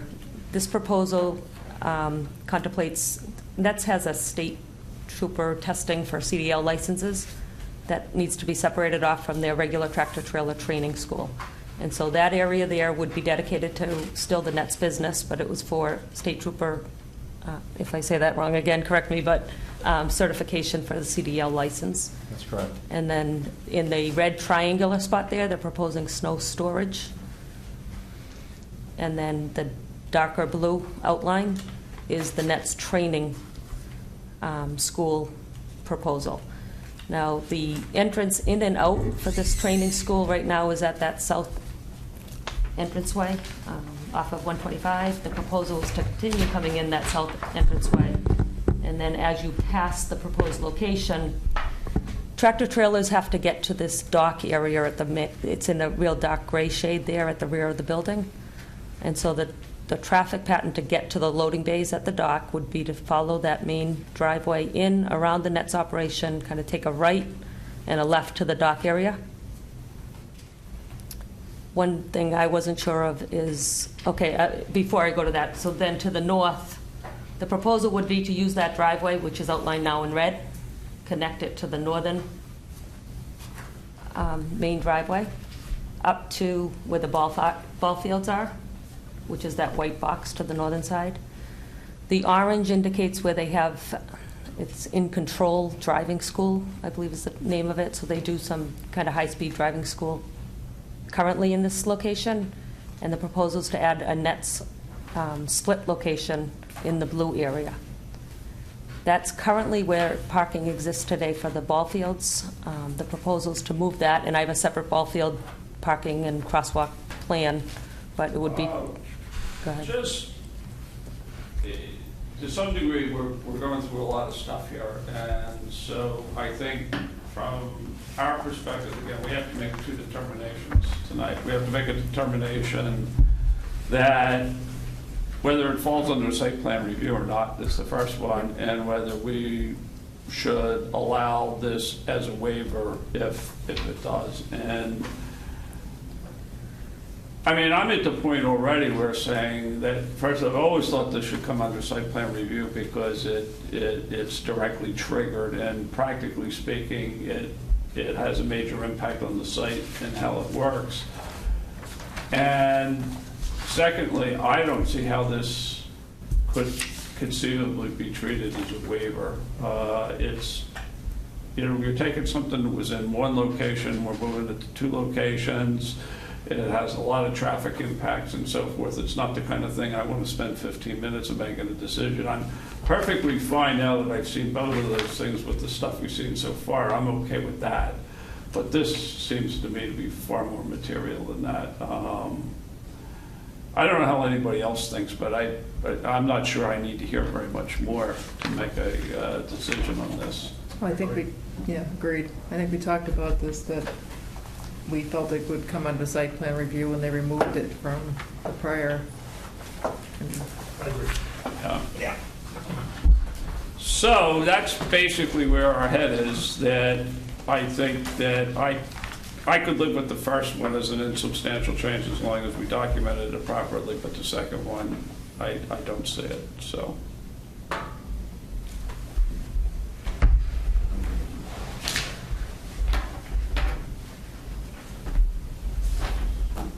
Attorney Michael Rosen on behalf of the landlord. We would like to proceed with our presentation tonight, with all due respect. We do think there are valid reasons for a waiver. We also don't believe that site plan review does apply, and I do believe we should be afforded the opportunity to present what our logic and our reasons are, explain to you what we're thinking for the site, and give us an opportunity to kind of let you know what we are thinking and why. We did, this was part of the project originally. We then came back in front of this board and we agreed to bifurcate this and take this out and focus on the solar We also did agree to come back in front of this board if we changed Nets, and we did let everybody know at that time that Nets' lease was expiring on August 30th. So at this point, they have 2 weeks left in their lease. I think that if we'd be glad to give you the courtesy of speaking and presenting. I ask you to be, I don't want to spend 45 minutes in doing it, but we'll give you a fair chance to do it. So if you want to present, you're welcome to do it. Noting that I am landlord's counsel and not tenant's counsel, although I have heard the logic behind what they're doing and have, from the landlord's perspective, reviewed it. Why don't I present, and I can make this happen in 10 minutes or less, and that way we can just move forward and you guys can have an understanding. So here's our belief. If we look through the specifics of the site plan requirements, we don't believe that any of them apply. And we look at, the most significant of with it, which appears to be something you just mentioned, is the change of patterns and traffic and flow at the property. But the truth of the matter is this actually isn't going to change anything other than Nets driving from one lot to a different lot. That back western portion of the road is not used by anybody right now. The last person it was used by 3 to 4 years ago was Nets. So at the end of the day, we're just reopening for Nets use a road that Nets previously used, and it isn't going to impact the traffic flow at the property. Nets, as a matter of law, can only enter the property in one location, and that's at the southern light. The reason is that is a solid red light. Tractor trailers cannot enter the property at a blinking light, which is the northern boulevard. So all the tractor trailers are going to follow, in fact, the exact same traffic pattern. They're going to enter in the south. They're going to follow the southern road back to where they're currently operating. They're going to pull into the lots there, and the only subtle distinction will be when they're going to do testing on a different course, they're going to drive up the Western Boulevard. They're going to be the only ones on the Western Boulevard. They're going to get to the Northern Boulevard, and they're going to pull into their testing lot. So in fact, there really isn't a change in traffic pattern or a change in circulation.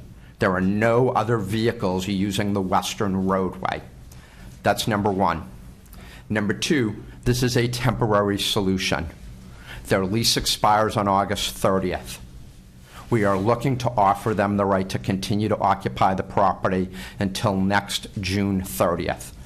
We do not view this as permanent. We recognize that if we were to decide that this was going to be the permanent resolution, we would come back in front of this board and we would let you know that we'd like to make this permanent, and we understand that if it were a permanent solution, you may have additional thoughts, beliefs, concerns, and issues that you could raise at that time. But what we're really truly looking for is 9 months. We heard everything over the past year and a half about keeping all of the opportunities open at the property, having it available for any other use that might potentially come. In the short term, though, it just didn't make a lot of sense to us to ask Nets to leave on August 30th and then have portions of the property sit vacant, potentially for 9 months, potentially for a number of years. We are looking for nothing other than a short-term solution, something simple that doesn't interfere with traffic or traffic patterns. We are not repaving any areas. We are not unpaving any areas. Everything that they're going to be traveling on are already paved surfaces, and in fact, they're surfaces that Nets has traveled on in the past. So it is our belief that we're not making any major changes or modifications. We're not doing anything that would change risk factors at all at the site, that we have minimized any impact. And again, I would stress, this is for 9 months and 9 months only. In fact, in the 12 years that Nets has been here, the town's course of conduct for Nets and some of the other outdoor uses has always been just go in, check down with the planning department or the building inspector, and go ahead. We've never had to have plans approved. We've never had to have permits approved.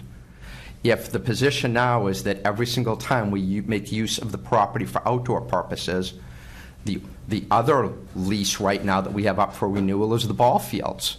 And are we saying that we would actually need to, when the ball field lease is expired in June, We're working on the new ones to start September 1st right now.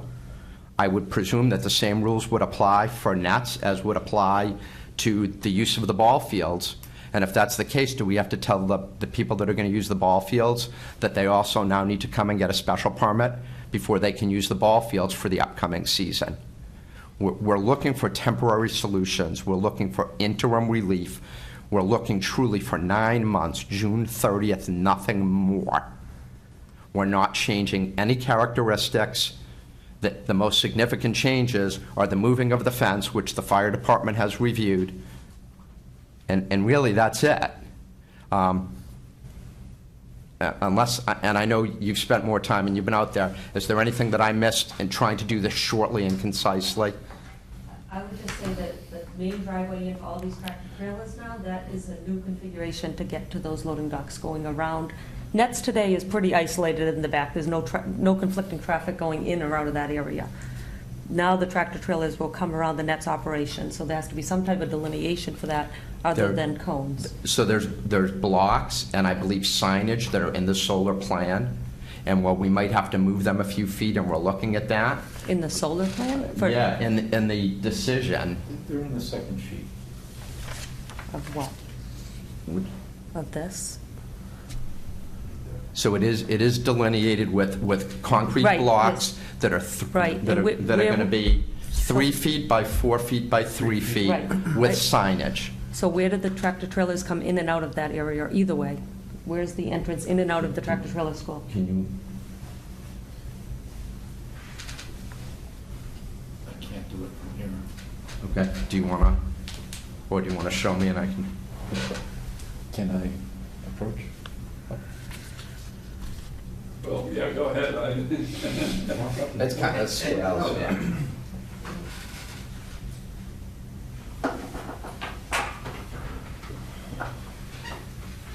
So what Next is proposing to take this existing, to paint in these lines, which is approved for the solar project, all the way up to here, painting these lines through here. So the entrance gate to Next is here, the entrance to the loading dock is here. And we provided the auto turn analysis on all the turns, both in the north and the southern one. But for the southern one, the access to the Next side is right here. Okay, so currently this tractor trailer's lined up along those storage tanks, like from essentially the entire run of that blue area. Where would those be placed? So they are all, if you see on the plan, there's an area marked trailer parking. But this isn't tractor trailer for Nets parking, this is spinning wheels and other. The other tractor Yep. trailers are going dead smack in the middle in the white where it says trailer parking. All of the trailers that were over to the right are being moved into that white area in the middle. That's not Nets. I don't know what's there today, but I don't. Nothing. Okay, parking. Oh, I'm sorry, Nets is there. Correct. The white, then point to the area you're referring to. The tractor trailers that are parked are over here, I believe. Yep, there are a whole run of They're them. being put here. So my understanding is that where the state police training was going, the testing? No. No? That's just a Where's this- common parking area. That's just going to be a trailer parking Truck area. parking. So where would the state police testing be? Is it in the southern or is it in the northern? No, it'd be in the southern. In this one. Right. Okay, so what about parking calculations? You're now taking up, I forget how many acres of space that in the solar application was dedicated to the parking. I think we have to maintain 1,300 parking spaces. We're still over 2,000 and we actually have the parking calculations with us. I mean, this is a tractor trailer school, how do we not have an engineer review it for? This is prior. Well, This is temporary. here's what I'm a little bit thinking with this is, what I'm hearing is, at the margin, the reason why we have a real problem here is the lease runs out and really quickly. And so that even if everybody said they wanted to do site plan review, there wouldn't be time to do it before the end of the month. What do people think about the potential for doing site plan review, but letting them do this for a short period of time, say a month or something? Because that's, I mean, the problem ends up being is, I don't know, if we said it had to go for site plan review, what would happen? Oh, Chuck, before we answer that, can I ask a question? Yeah, sure. So we've, this one here. Yeah. We've heard an explanation of what's being done here, here, and here. I'm a little confused on what's happening here, next to the ball field. And I know it was mentioned briefly, but I need a little more description on what's happening up here. And is this a new use by Nets up here? No. So A just new explain to me location, what's but not a happening. new use. That's where the parking for the ball field is right now. Well, correct? there is no designated parking for the ball But that's fields. where they park. Yeah. So what is Nets gonna do? That's blue because that's gonna be Nets activity, right? They're taking half of their activities from their current location and moving them there. They're taking half of their activities from their current location and moving them to the other. So whatever Nets is gonna be doing here, they will also now be doing here. No, they're separate courses. They have, on the big parcel that they have multiple courses for different purposes. Okay. So they're going to be putting some of the courses in one area Right. and some of the courses in the other. And the trucks will get to here by using this road? Correct.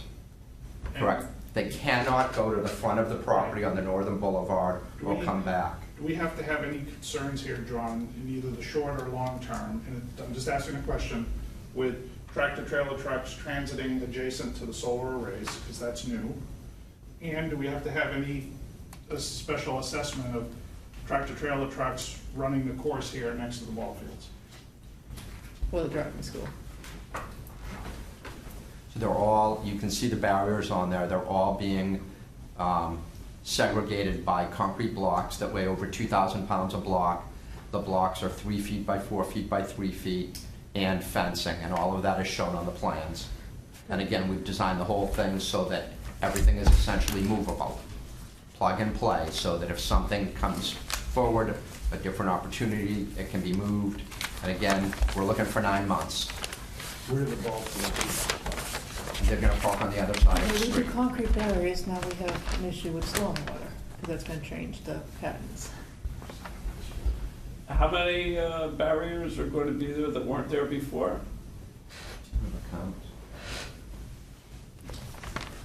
No. Of between 200 and 300 linear feet.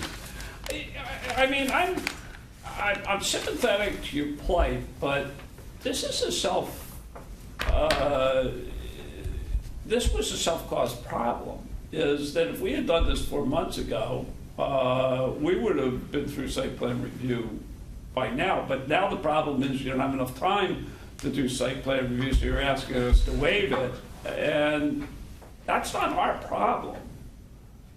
That's the dilemma, and I'm perfectly willing to try to find a way through this for you guys, but the way you're asking is, we've already made about 10 or 15 questions that are legitimate questions. This is not parking for ballparks. This is a heavy industrial use that is going to change things around here, and we're not asking for the most detailed review in the world, but I feel really uncomfortable just waving this through in 15 minutes. I'm trying to figure out how to solve your problem, but I really don't know. I mean, honestly. So I mean, I look at developments which require site plan review, section 2. And the first criteria. Yeah, but I want to cut you off only in the sense that I'm saying I want to, if we're adamant in our position that we think it requires site plan review, which I think still is our presumption, is the question is, how do we get you to continue this use and still do site plan review? I think, at least I would like to try to figure out a way to do that. So again, I guess my logic argument would be, if you go through 2A, items 1, 2, 3, and 4, I don't believe we meet those criteria. I don't think any one of those 4 criteria are triggered.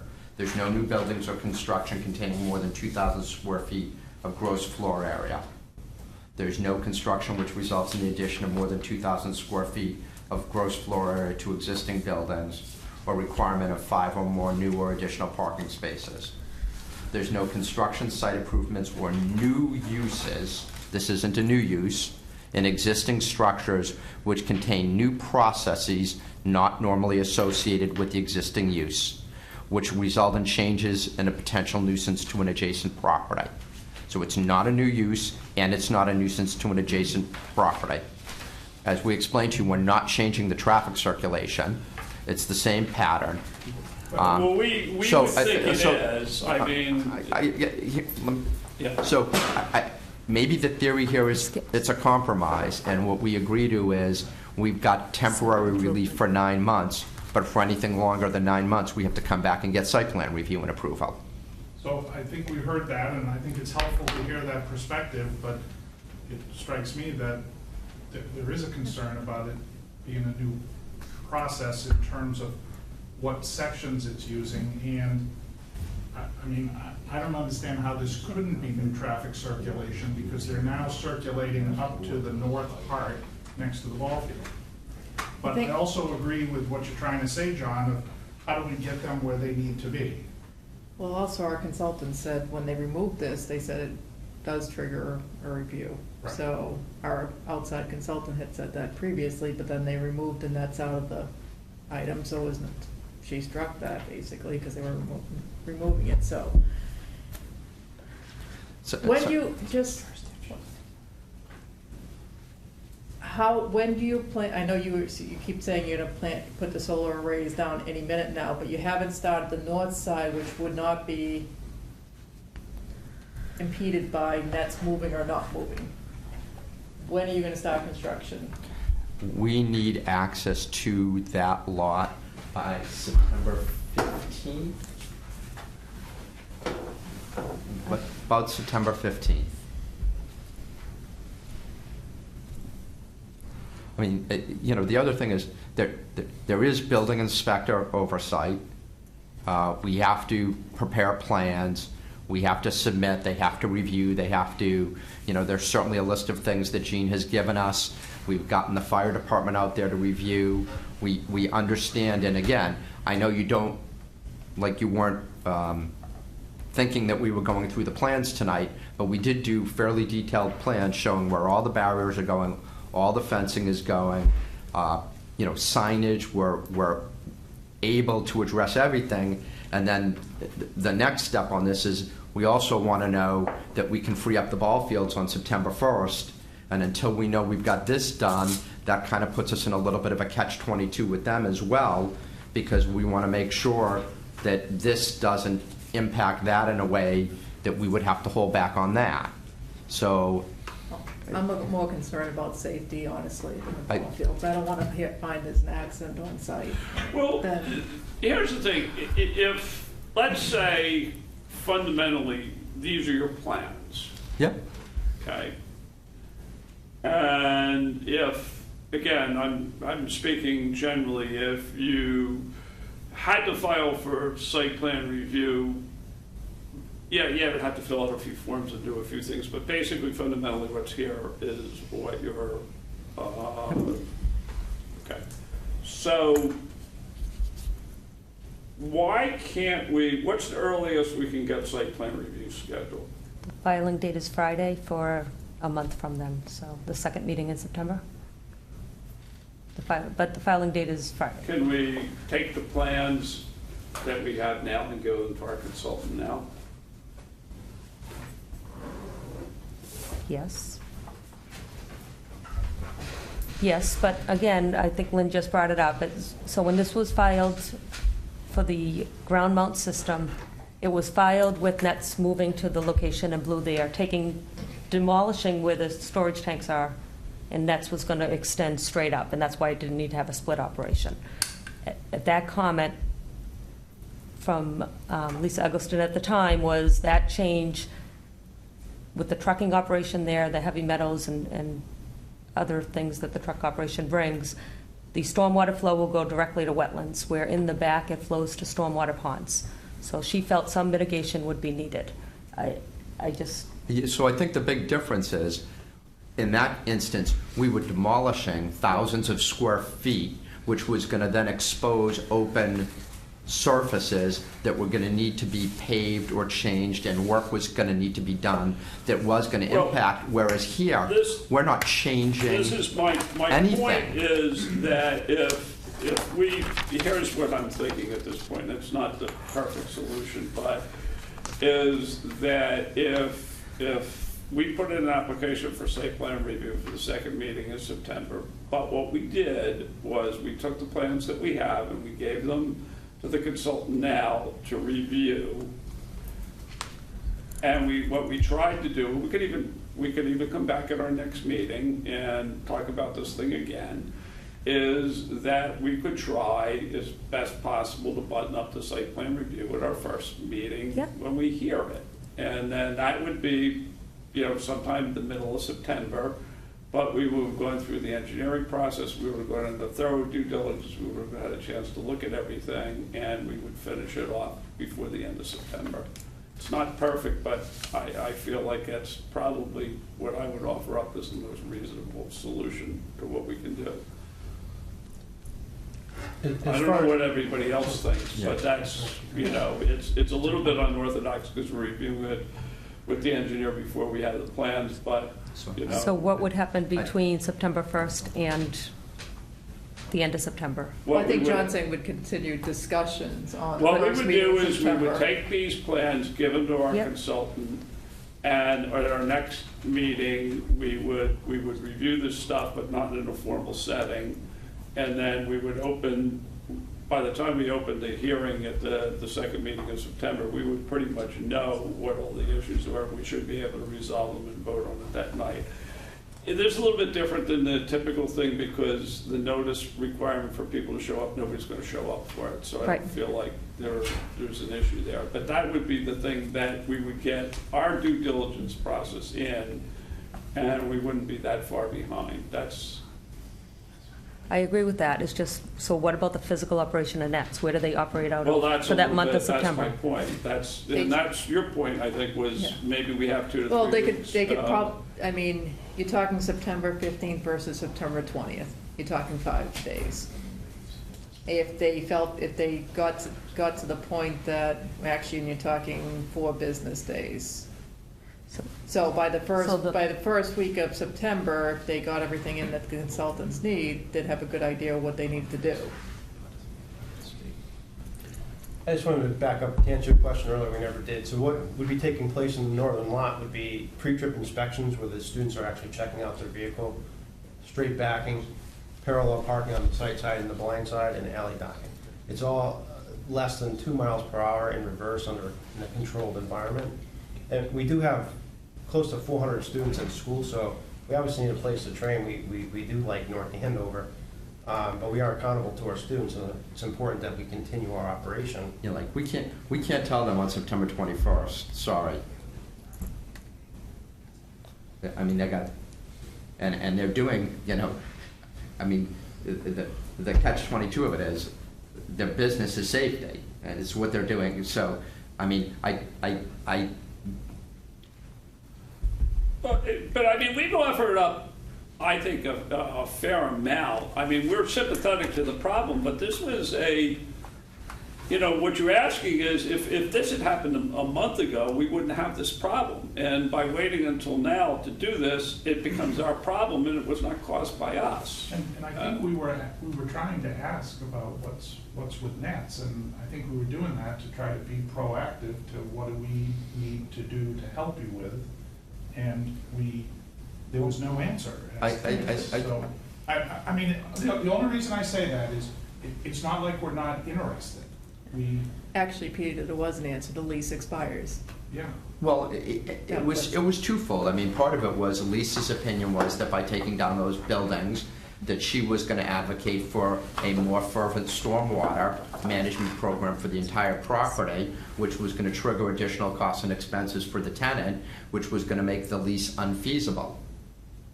So at that point, we pulled it out because we needed to go and revisit and come up with a more creative solution. I just in fairness, to make sure the realistic comment, that it can be addressed in the next one, because it most likely will come up again. So her comment was the operation of trucks in this area would have the potential to increase pollutant loadings of petroleum products and heavy metals, hence mitigation should be provided. So her comment was related to just the operation of nets being in this location. We were actually pulling the demolition out of site plan review. We agreed that if you were to come in and all you wanted to do was demolish those buildings, that may not in and of itself trigger site plan. But her comment was related to the operation being there. So I just don't want it to get to Lisa again and her come back saying it triggers stormwater and it be a surprise. That's all. We've had it. And the north side drains straight to the Merrimack River. So again, it's not going to a ponding area. It's sheet flowing that way. And these bollards and things, whether it obstructs the flow or not, I don't know. But I just want to make sure that this was in the original application and this was her response to it. I mean, we want to get this thing done. We want to help solve your problem, but we honestly do believe it does require site plan review. And if the application had been submitted a month ago, we would have done everything to expedite closure of this by the end of this month to avoid the problem. But this is the first we've actually heard of it. And we're moving as fast as we possibly can to do it. And I'm suggesting an approach that will get us, it's the optimal solution to this problem. I don't know what else. Even if the application came in a week late, to be honest, I can turn the legal notice around and still have it heard. So if Friday's not a realistic date. Yeah, we can put the legal notice in. I can. And we can start moving to get the consultant review done. But so the other criteria was to let the applicants know what permits would be required from the town. And we don't even know if there's any conservation issue. We do. We have her comments, and we have the building inspector's comments. He feels this would require a building permit application for a tenant fit-up, whether it's interior or exterior. So there would be his requirements in term, and I don't know exactly what plans he needs, but it would require a building permit application. Right. So I mean, it is going to get full building review, and I believe fire department and conservation had no concerns. Well, conservation submitted comments. Okay. They did have concerns. Is there no way that the equipment that was going to be delivered on the 15th of September can't be used in the other? Well, I mean, it's an interesting question, and one of the concerns we had is with regard to the building permit to do the solar, which is not Netz's concern, but we're trying to stage this all. Roof on building 20, roof on building 70, and then the parking lot in 4 different segments. And the building inspector was, we thought, perilously close to allowing us to start construction on the ground. And now we're hearing that what we're going to have to do, I believe, is do this segments at a time. So I guess one question I would have tonight of this board and of the planning department is, would we be allowed to do the first, second, third? I think if we broke the solar on the ground into 4 segments, we could have the 4th segment be that segment that included anything that related to nets. Yeah.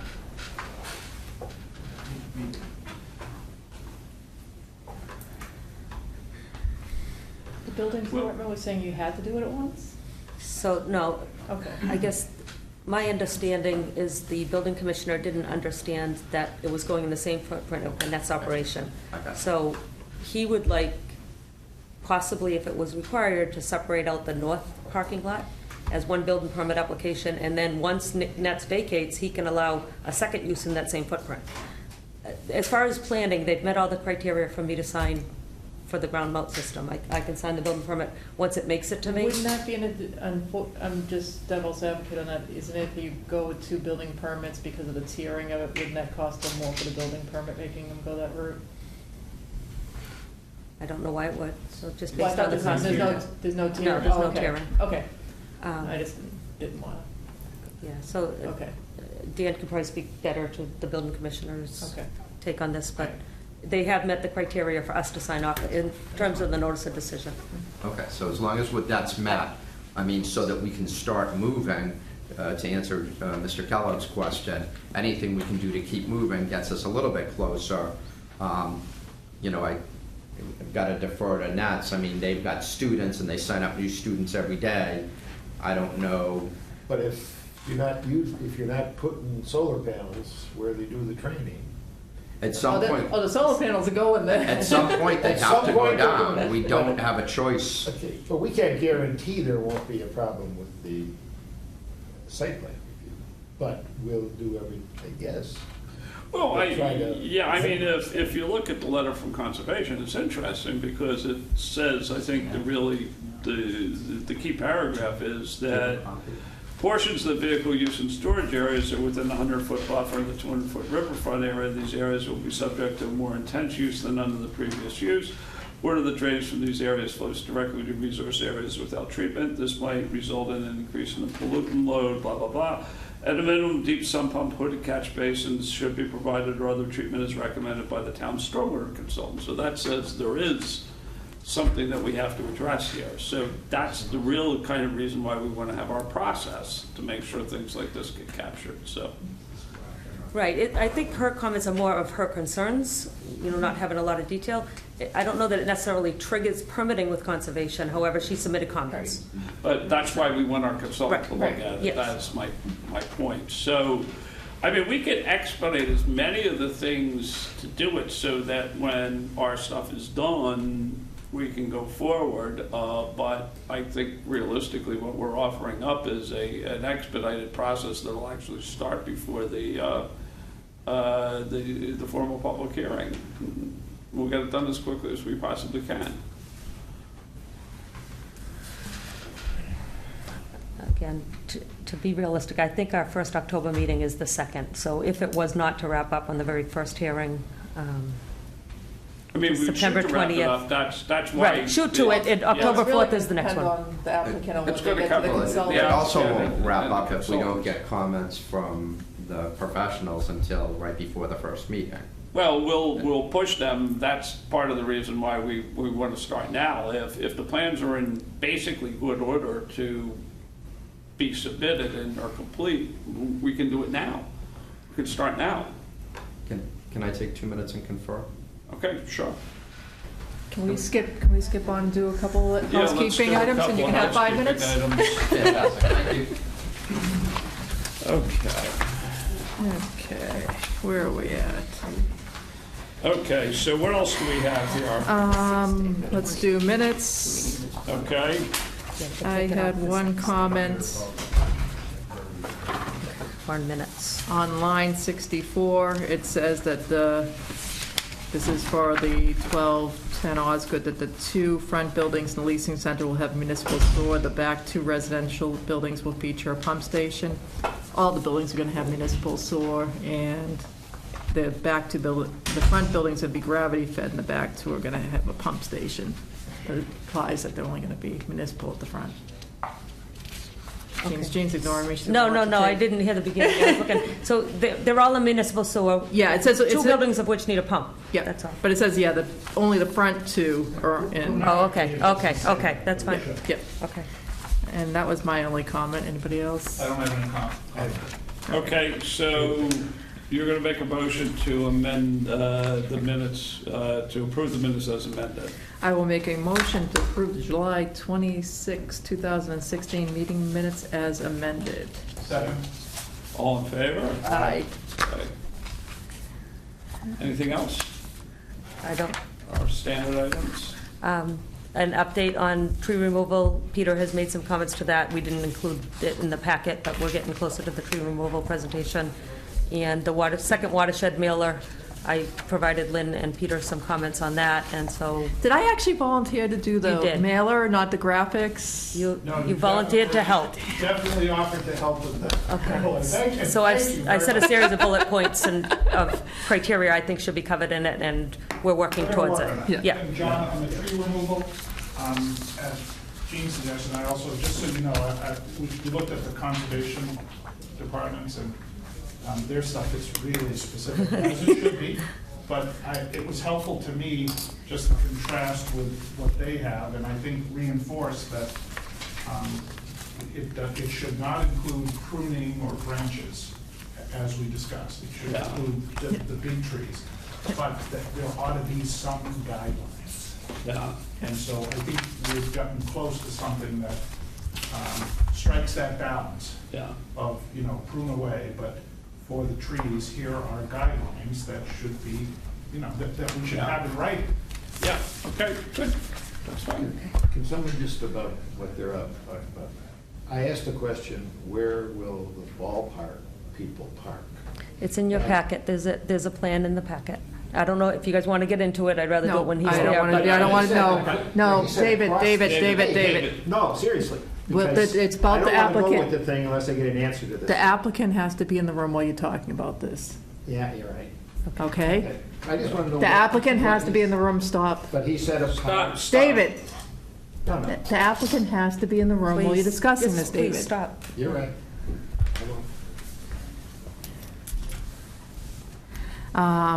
Master plan and zoning bylaw, I think that there is a request for quote. I would say that's still request for pending. proposal, Okay. Yes. Been drafting that. They're drafting it Okay. for, He's been getting reviews and comments on that. Okay. I think that's it from me. Anybody else? No, I'm good.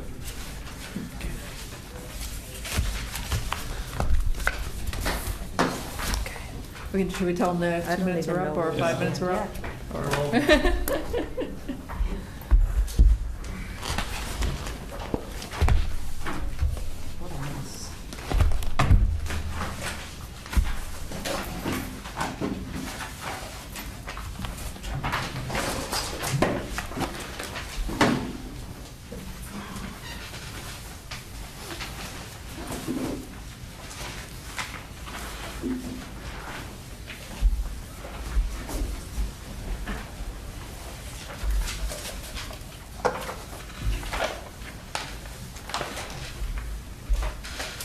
All set?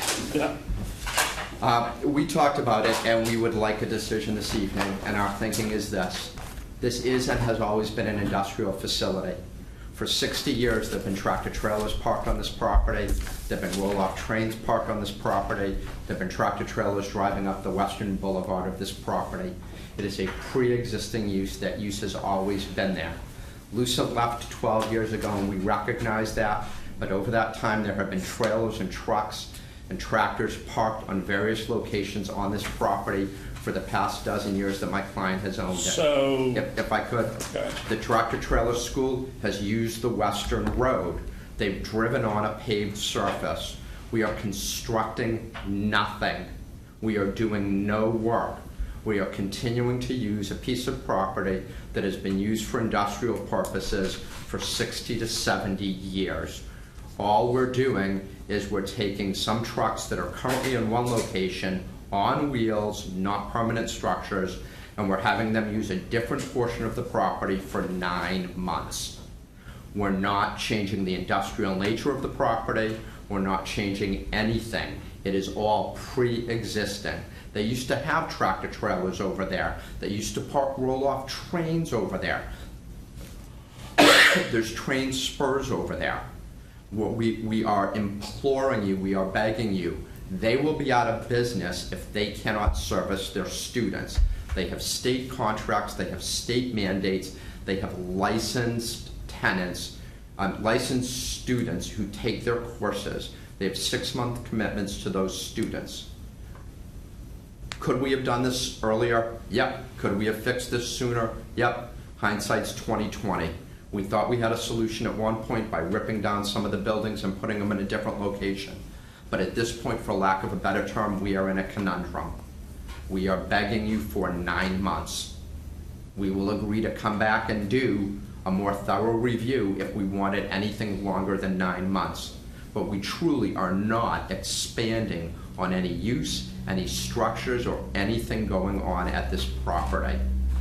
We've designed safety mechanisms, fences, concrete barricades to prevent any risk of harm to anybody, but we are begging you guys. Okay, so I guess what you're saying is what we've offered it up as an alternative, as a compromise, is a way through this. It's not going to work for the school. Okay. So we have 2 decisions to make. We have the decision to make on the insubstantial change, and we have the decision to make whether we think this warrants site plan review.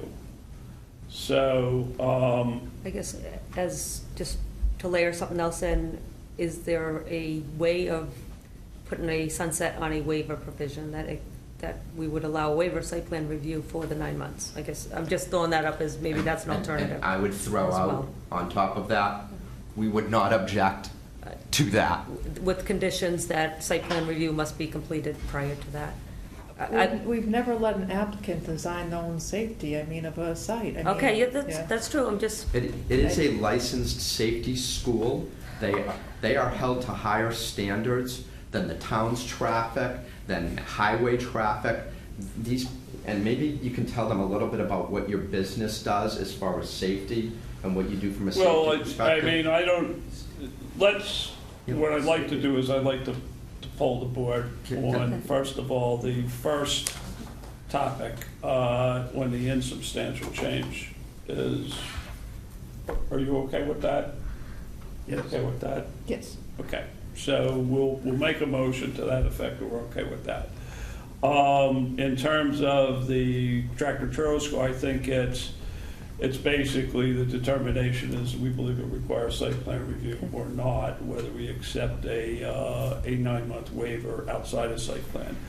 I mean, I will tell you, my view is I very much like to resolve this, but I think this requires site plan review, and I'm not willing to grant a waiver. That's my personal view. I don't know how everybody else thinks, but Pete, what you're thinking?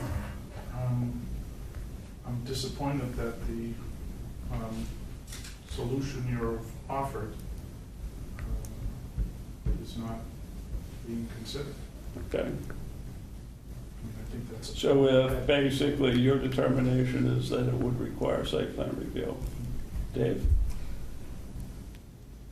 I could probably live with a sunset on the waiver. I think that we were willing to go a very significant change from our normal activity, and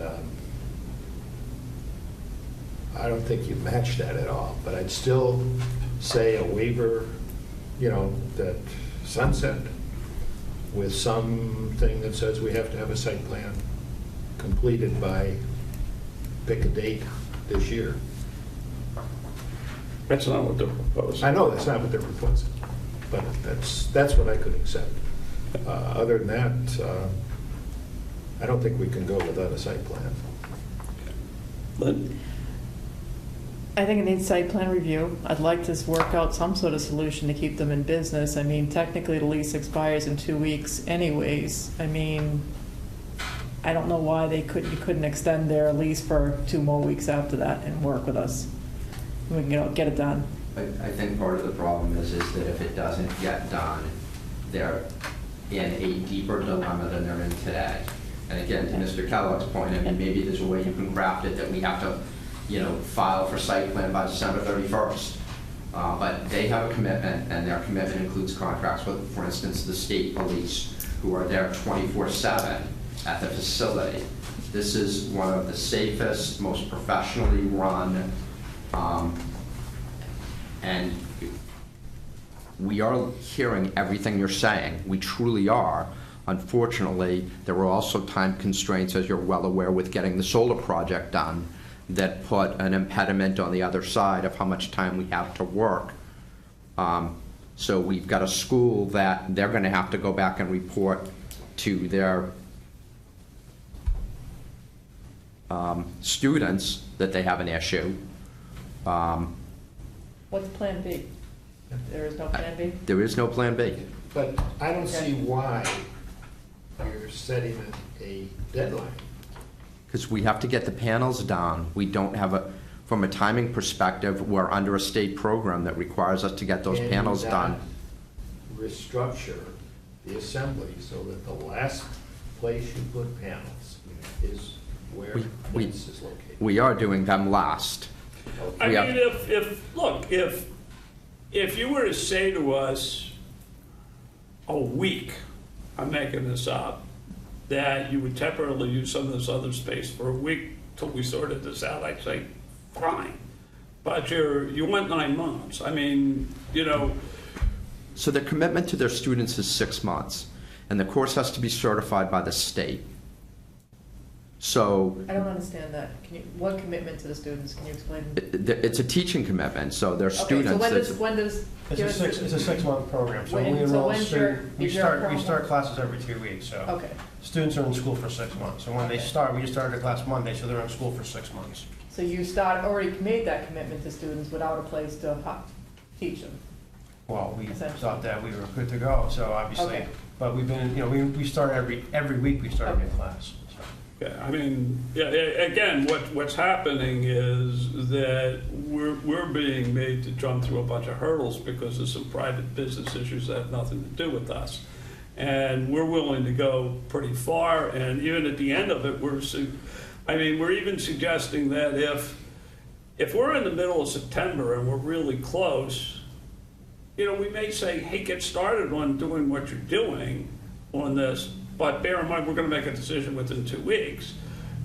I'd say, okay, that's fine, but, we're not ready to say 9 months. It's just, it's totally inconsistent with what we're doing. So we're ready to... It's not inconsistent with the 70-year history of the property. Well, don't go there in terms of that because you don't have the consensus of the group. So if we're going to go back and argue that as a point, then fine, we'll just vote. But what we're...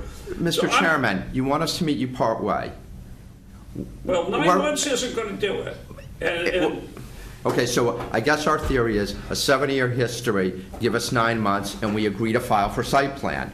And that is meeting you partway, because I think our argument is, we don't think site plan's warranted because all of these uses already exist at the property. So could I just offer that the suggestion that was made earlier, it strikes me it would meet your needs and Net's, and you're saying no.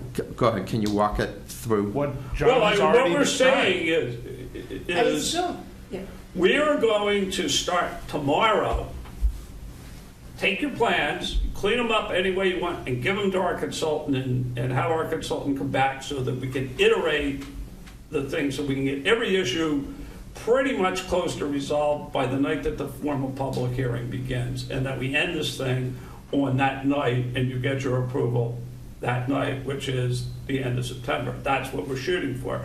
And I even said something just a few minutes ago a little bit further than that, is I said that if it looks like we got a week of play here and there because you can't do it, we'd probably say, based on everything that we've seen, go ahead and get started on what you want to do, and we'll come with the permit a week or two later. But we're not, I think we're being very reasonable in this case. If you don't accept that, then I guess you don't accept that, but it leaves you nowhere. At the end of the day, it is your school. I think it would make less sense, in all honesty, to make continued commitments and then find out that you can't do it there, or you have to move everything again, because it doesn't work.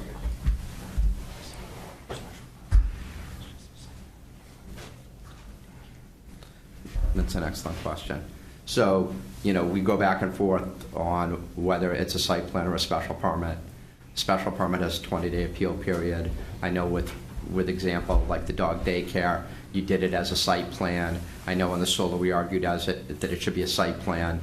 I believe a site plan doesn't have a 20-day appeal period. It's a 20-day appeal period. But you can go ahead and do what you're going to do. I mean, you can do it. Once you have your approval, you can go ahead and do it. You can't get a building permit. Yeah, you can't get a building permit.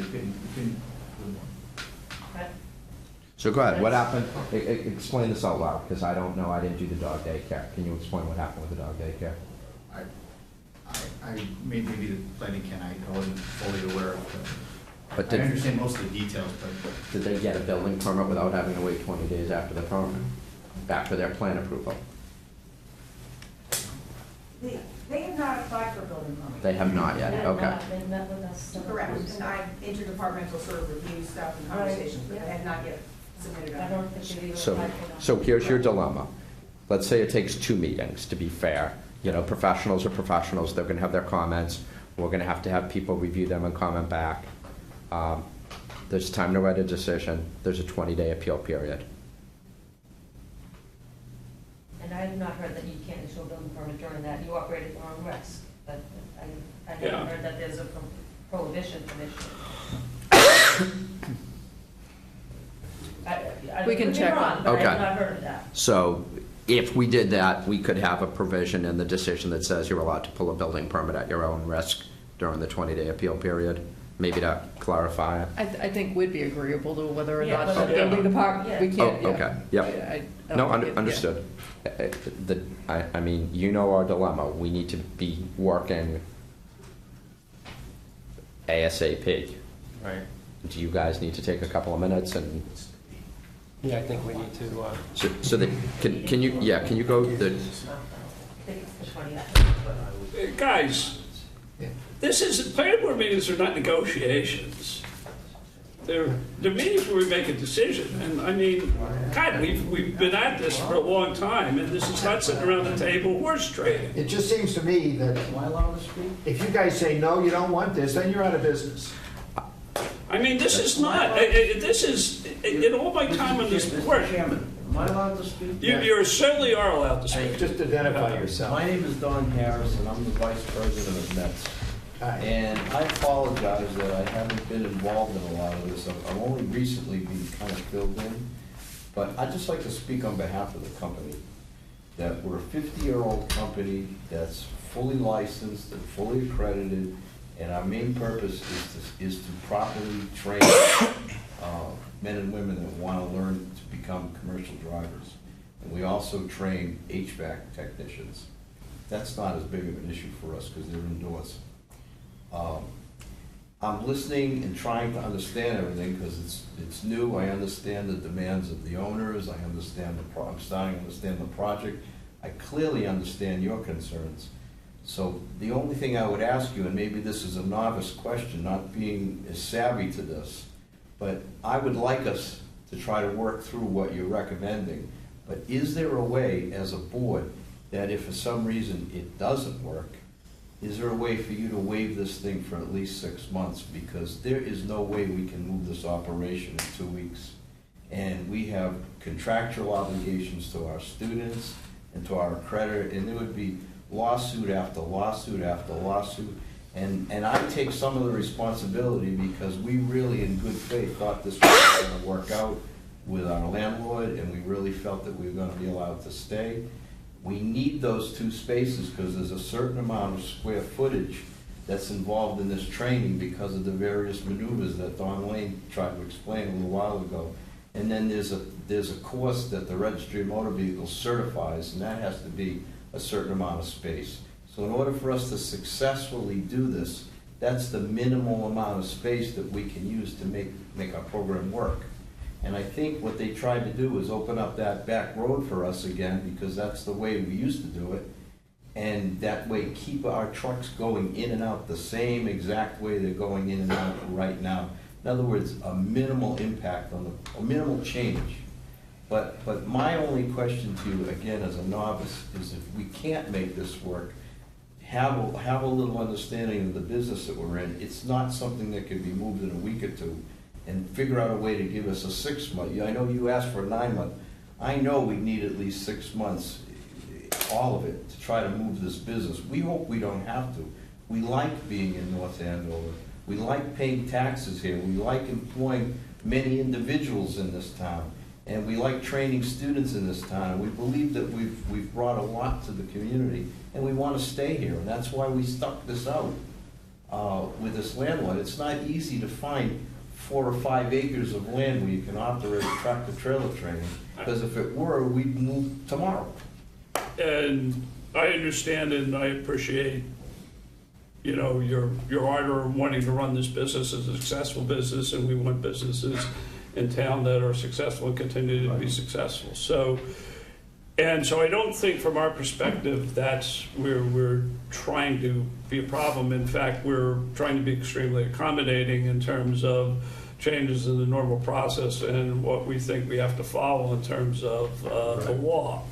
we're offering up something that we think can solve your problem. It's maybe not perfect, but it still can accommodate our But can it be process. a catch-all that we somehow or another can operate for 6 months? It doesn't work like that. That's not the way our jurisdiction is. We go through, council will tell you, you go through the site plan review process, the special permit process, whatever you want to call it. We go and we review it. We make sure that what you're proposing is fully compliant with all the rules and regulations and good practice. And then we make a decision. And it's our burden to deny things is extremely high. In fact, if you looked at what we've done over the years, we've rarely denied site plan projects. We've approved them with conditions to deal with the circumstances in the field, but we generally have not denied very many because it's a very high bar. So if you're thinking we have a lot of arbitrary discretion about denying things, that's not the case. No, I'm just thinking about my 300 students. And I understand that, and what we're suggesting is an approach that we think can accommodate needs of your students and still follow what we think is the process we have to follow. So that's. So we're presented with, 2 weeks before your lease expires, and in response to that, the chairman has come up with an approach that we normally don't take. And he's done that, and I think the board's in agreement because we want to support your business. And I take the point that a business supporting safety, we want to do that too, and that's why we've come up with a novel approach to support what you're doing. And John indicated that we approve site plans with conditions. And if the condition is, well, you need to put some safety things in here. That's fine. We've already talked about that as a company. We'll do whatever it takes. But see, we don't know that. That's why we need the consultants to do that. We can't, you are professionals, you report to someone else, we get the professionals. We have to go through this process, protect us and the community. We're not doing our job. I think at this point we've talked about it. I think we're sort of clear in our perspective. So what I'd like to do is entertain a vote on the first item about the insubstantial change to the site plan review, that we approve the insubstantial change subject to the discussion we've had this evening in terms of some conditions. Okay, so that's what I wanted to get to. So Lynn had a condition related to sprinkler system requirement and check with the building commissioner, so. Yeah, just 2 or 3 simple things like that. So that would be that. So would somebody like to make that motion? I'll make a motion that the request by 1600 Osgood Street, Osgood Solar LLC is an insubstantial change, and direct the interim town planner to draft that with the conditions we made tonight. Yeah. Second. All in favor? Aye. Aye. Okay.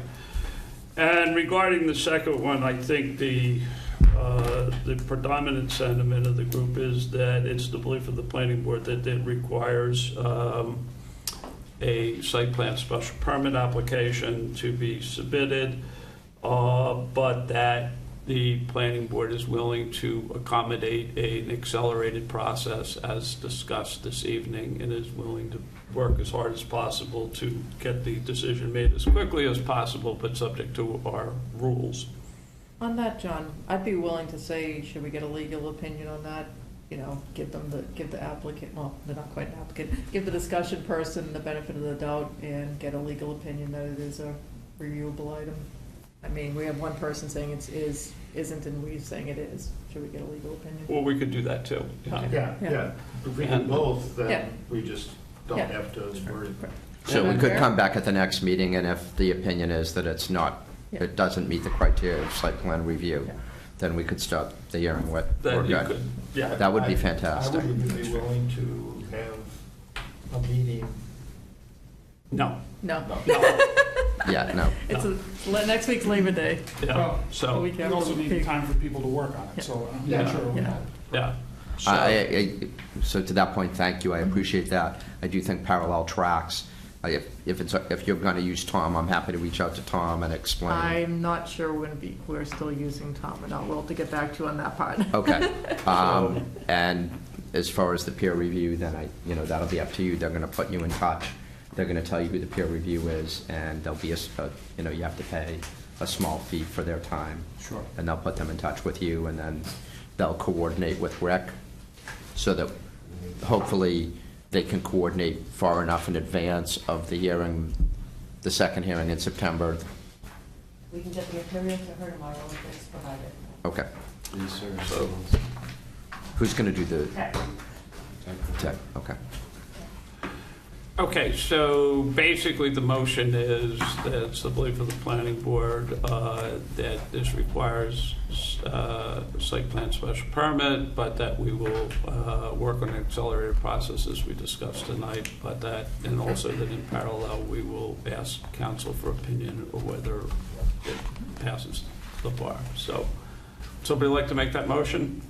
I'll make that motion. Okay, motion made, Second. seconded, all in favor? Aye. Aye. Okay. I'll make a motion. I wanted to thank you for your indulgence this evening, and I appreciate it. I'll make a motion to adjourn. Second. All in favor? Aye.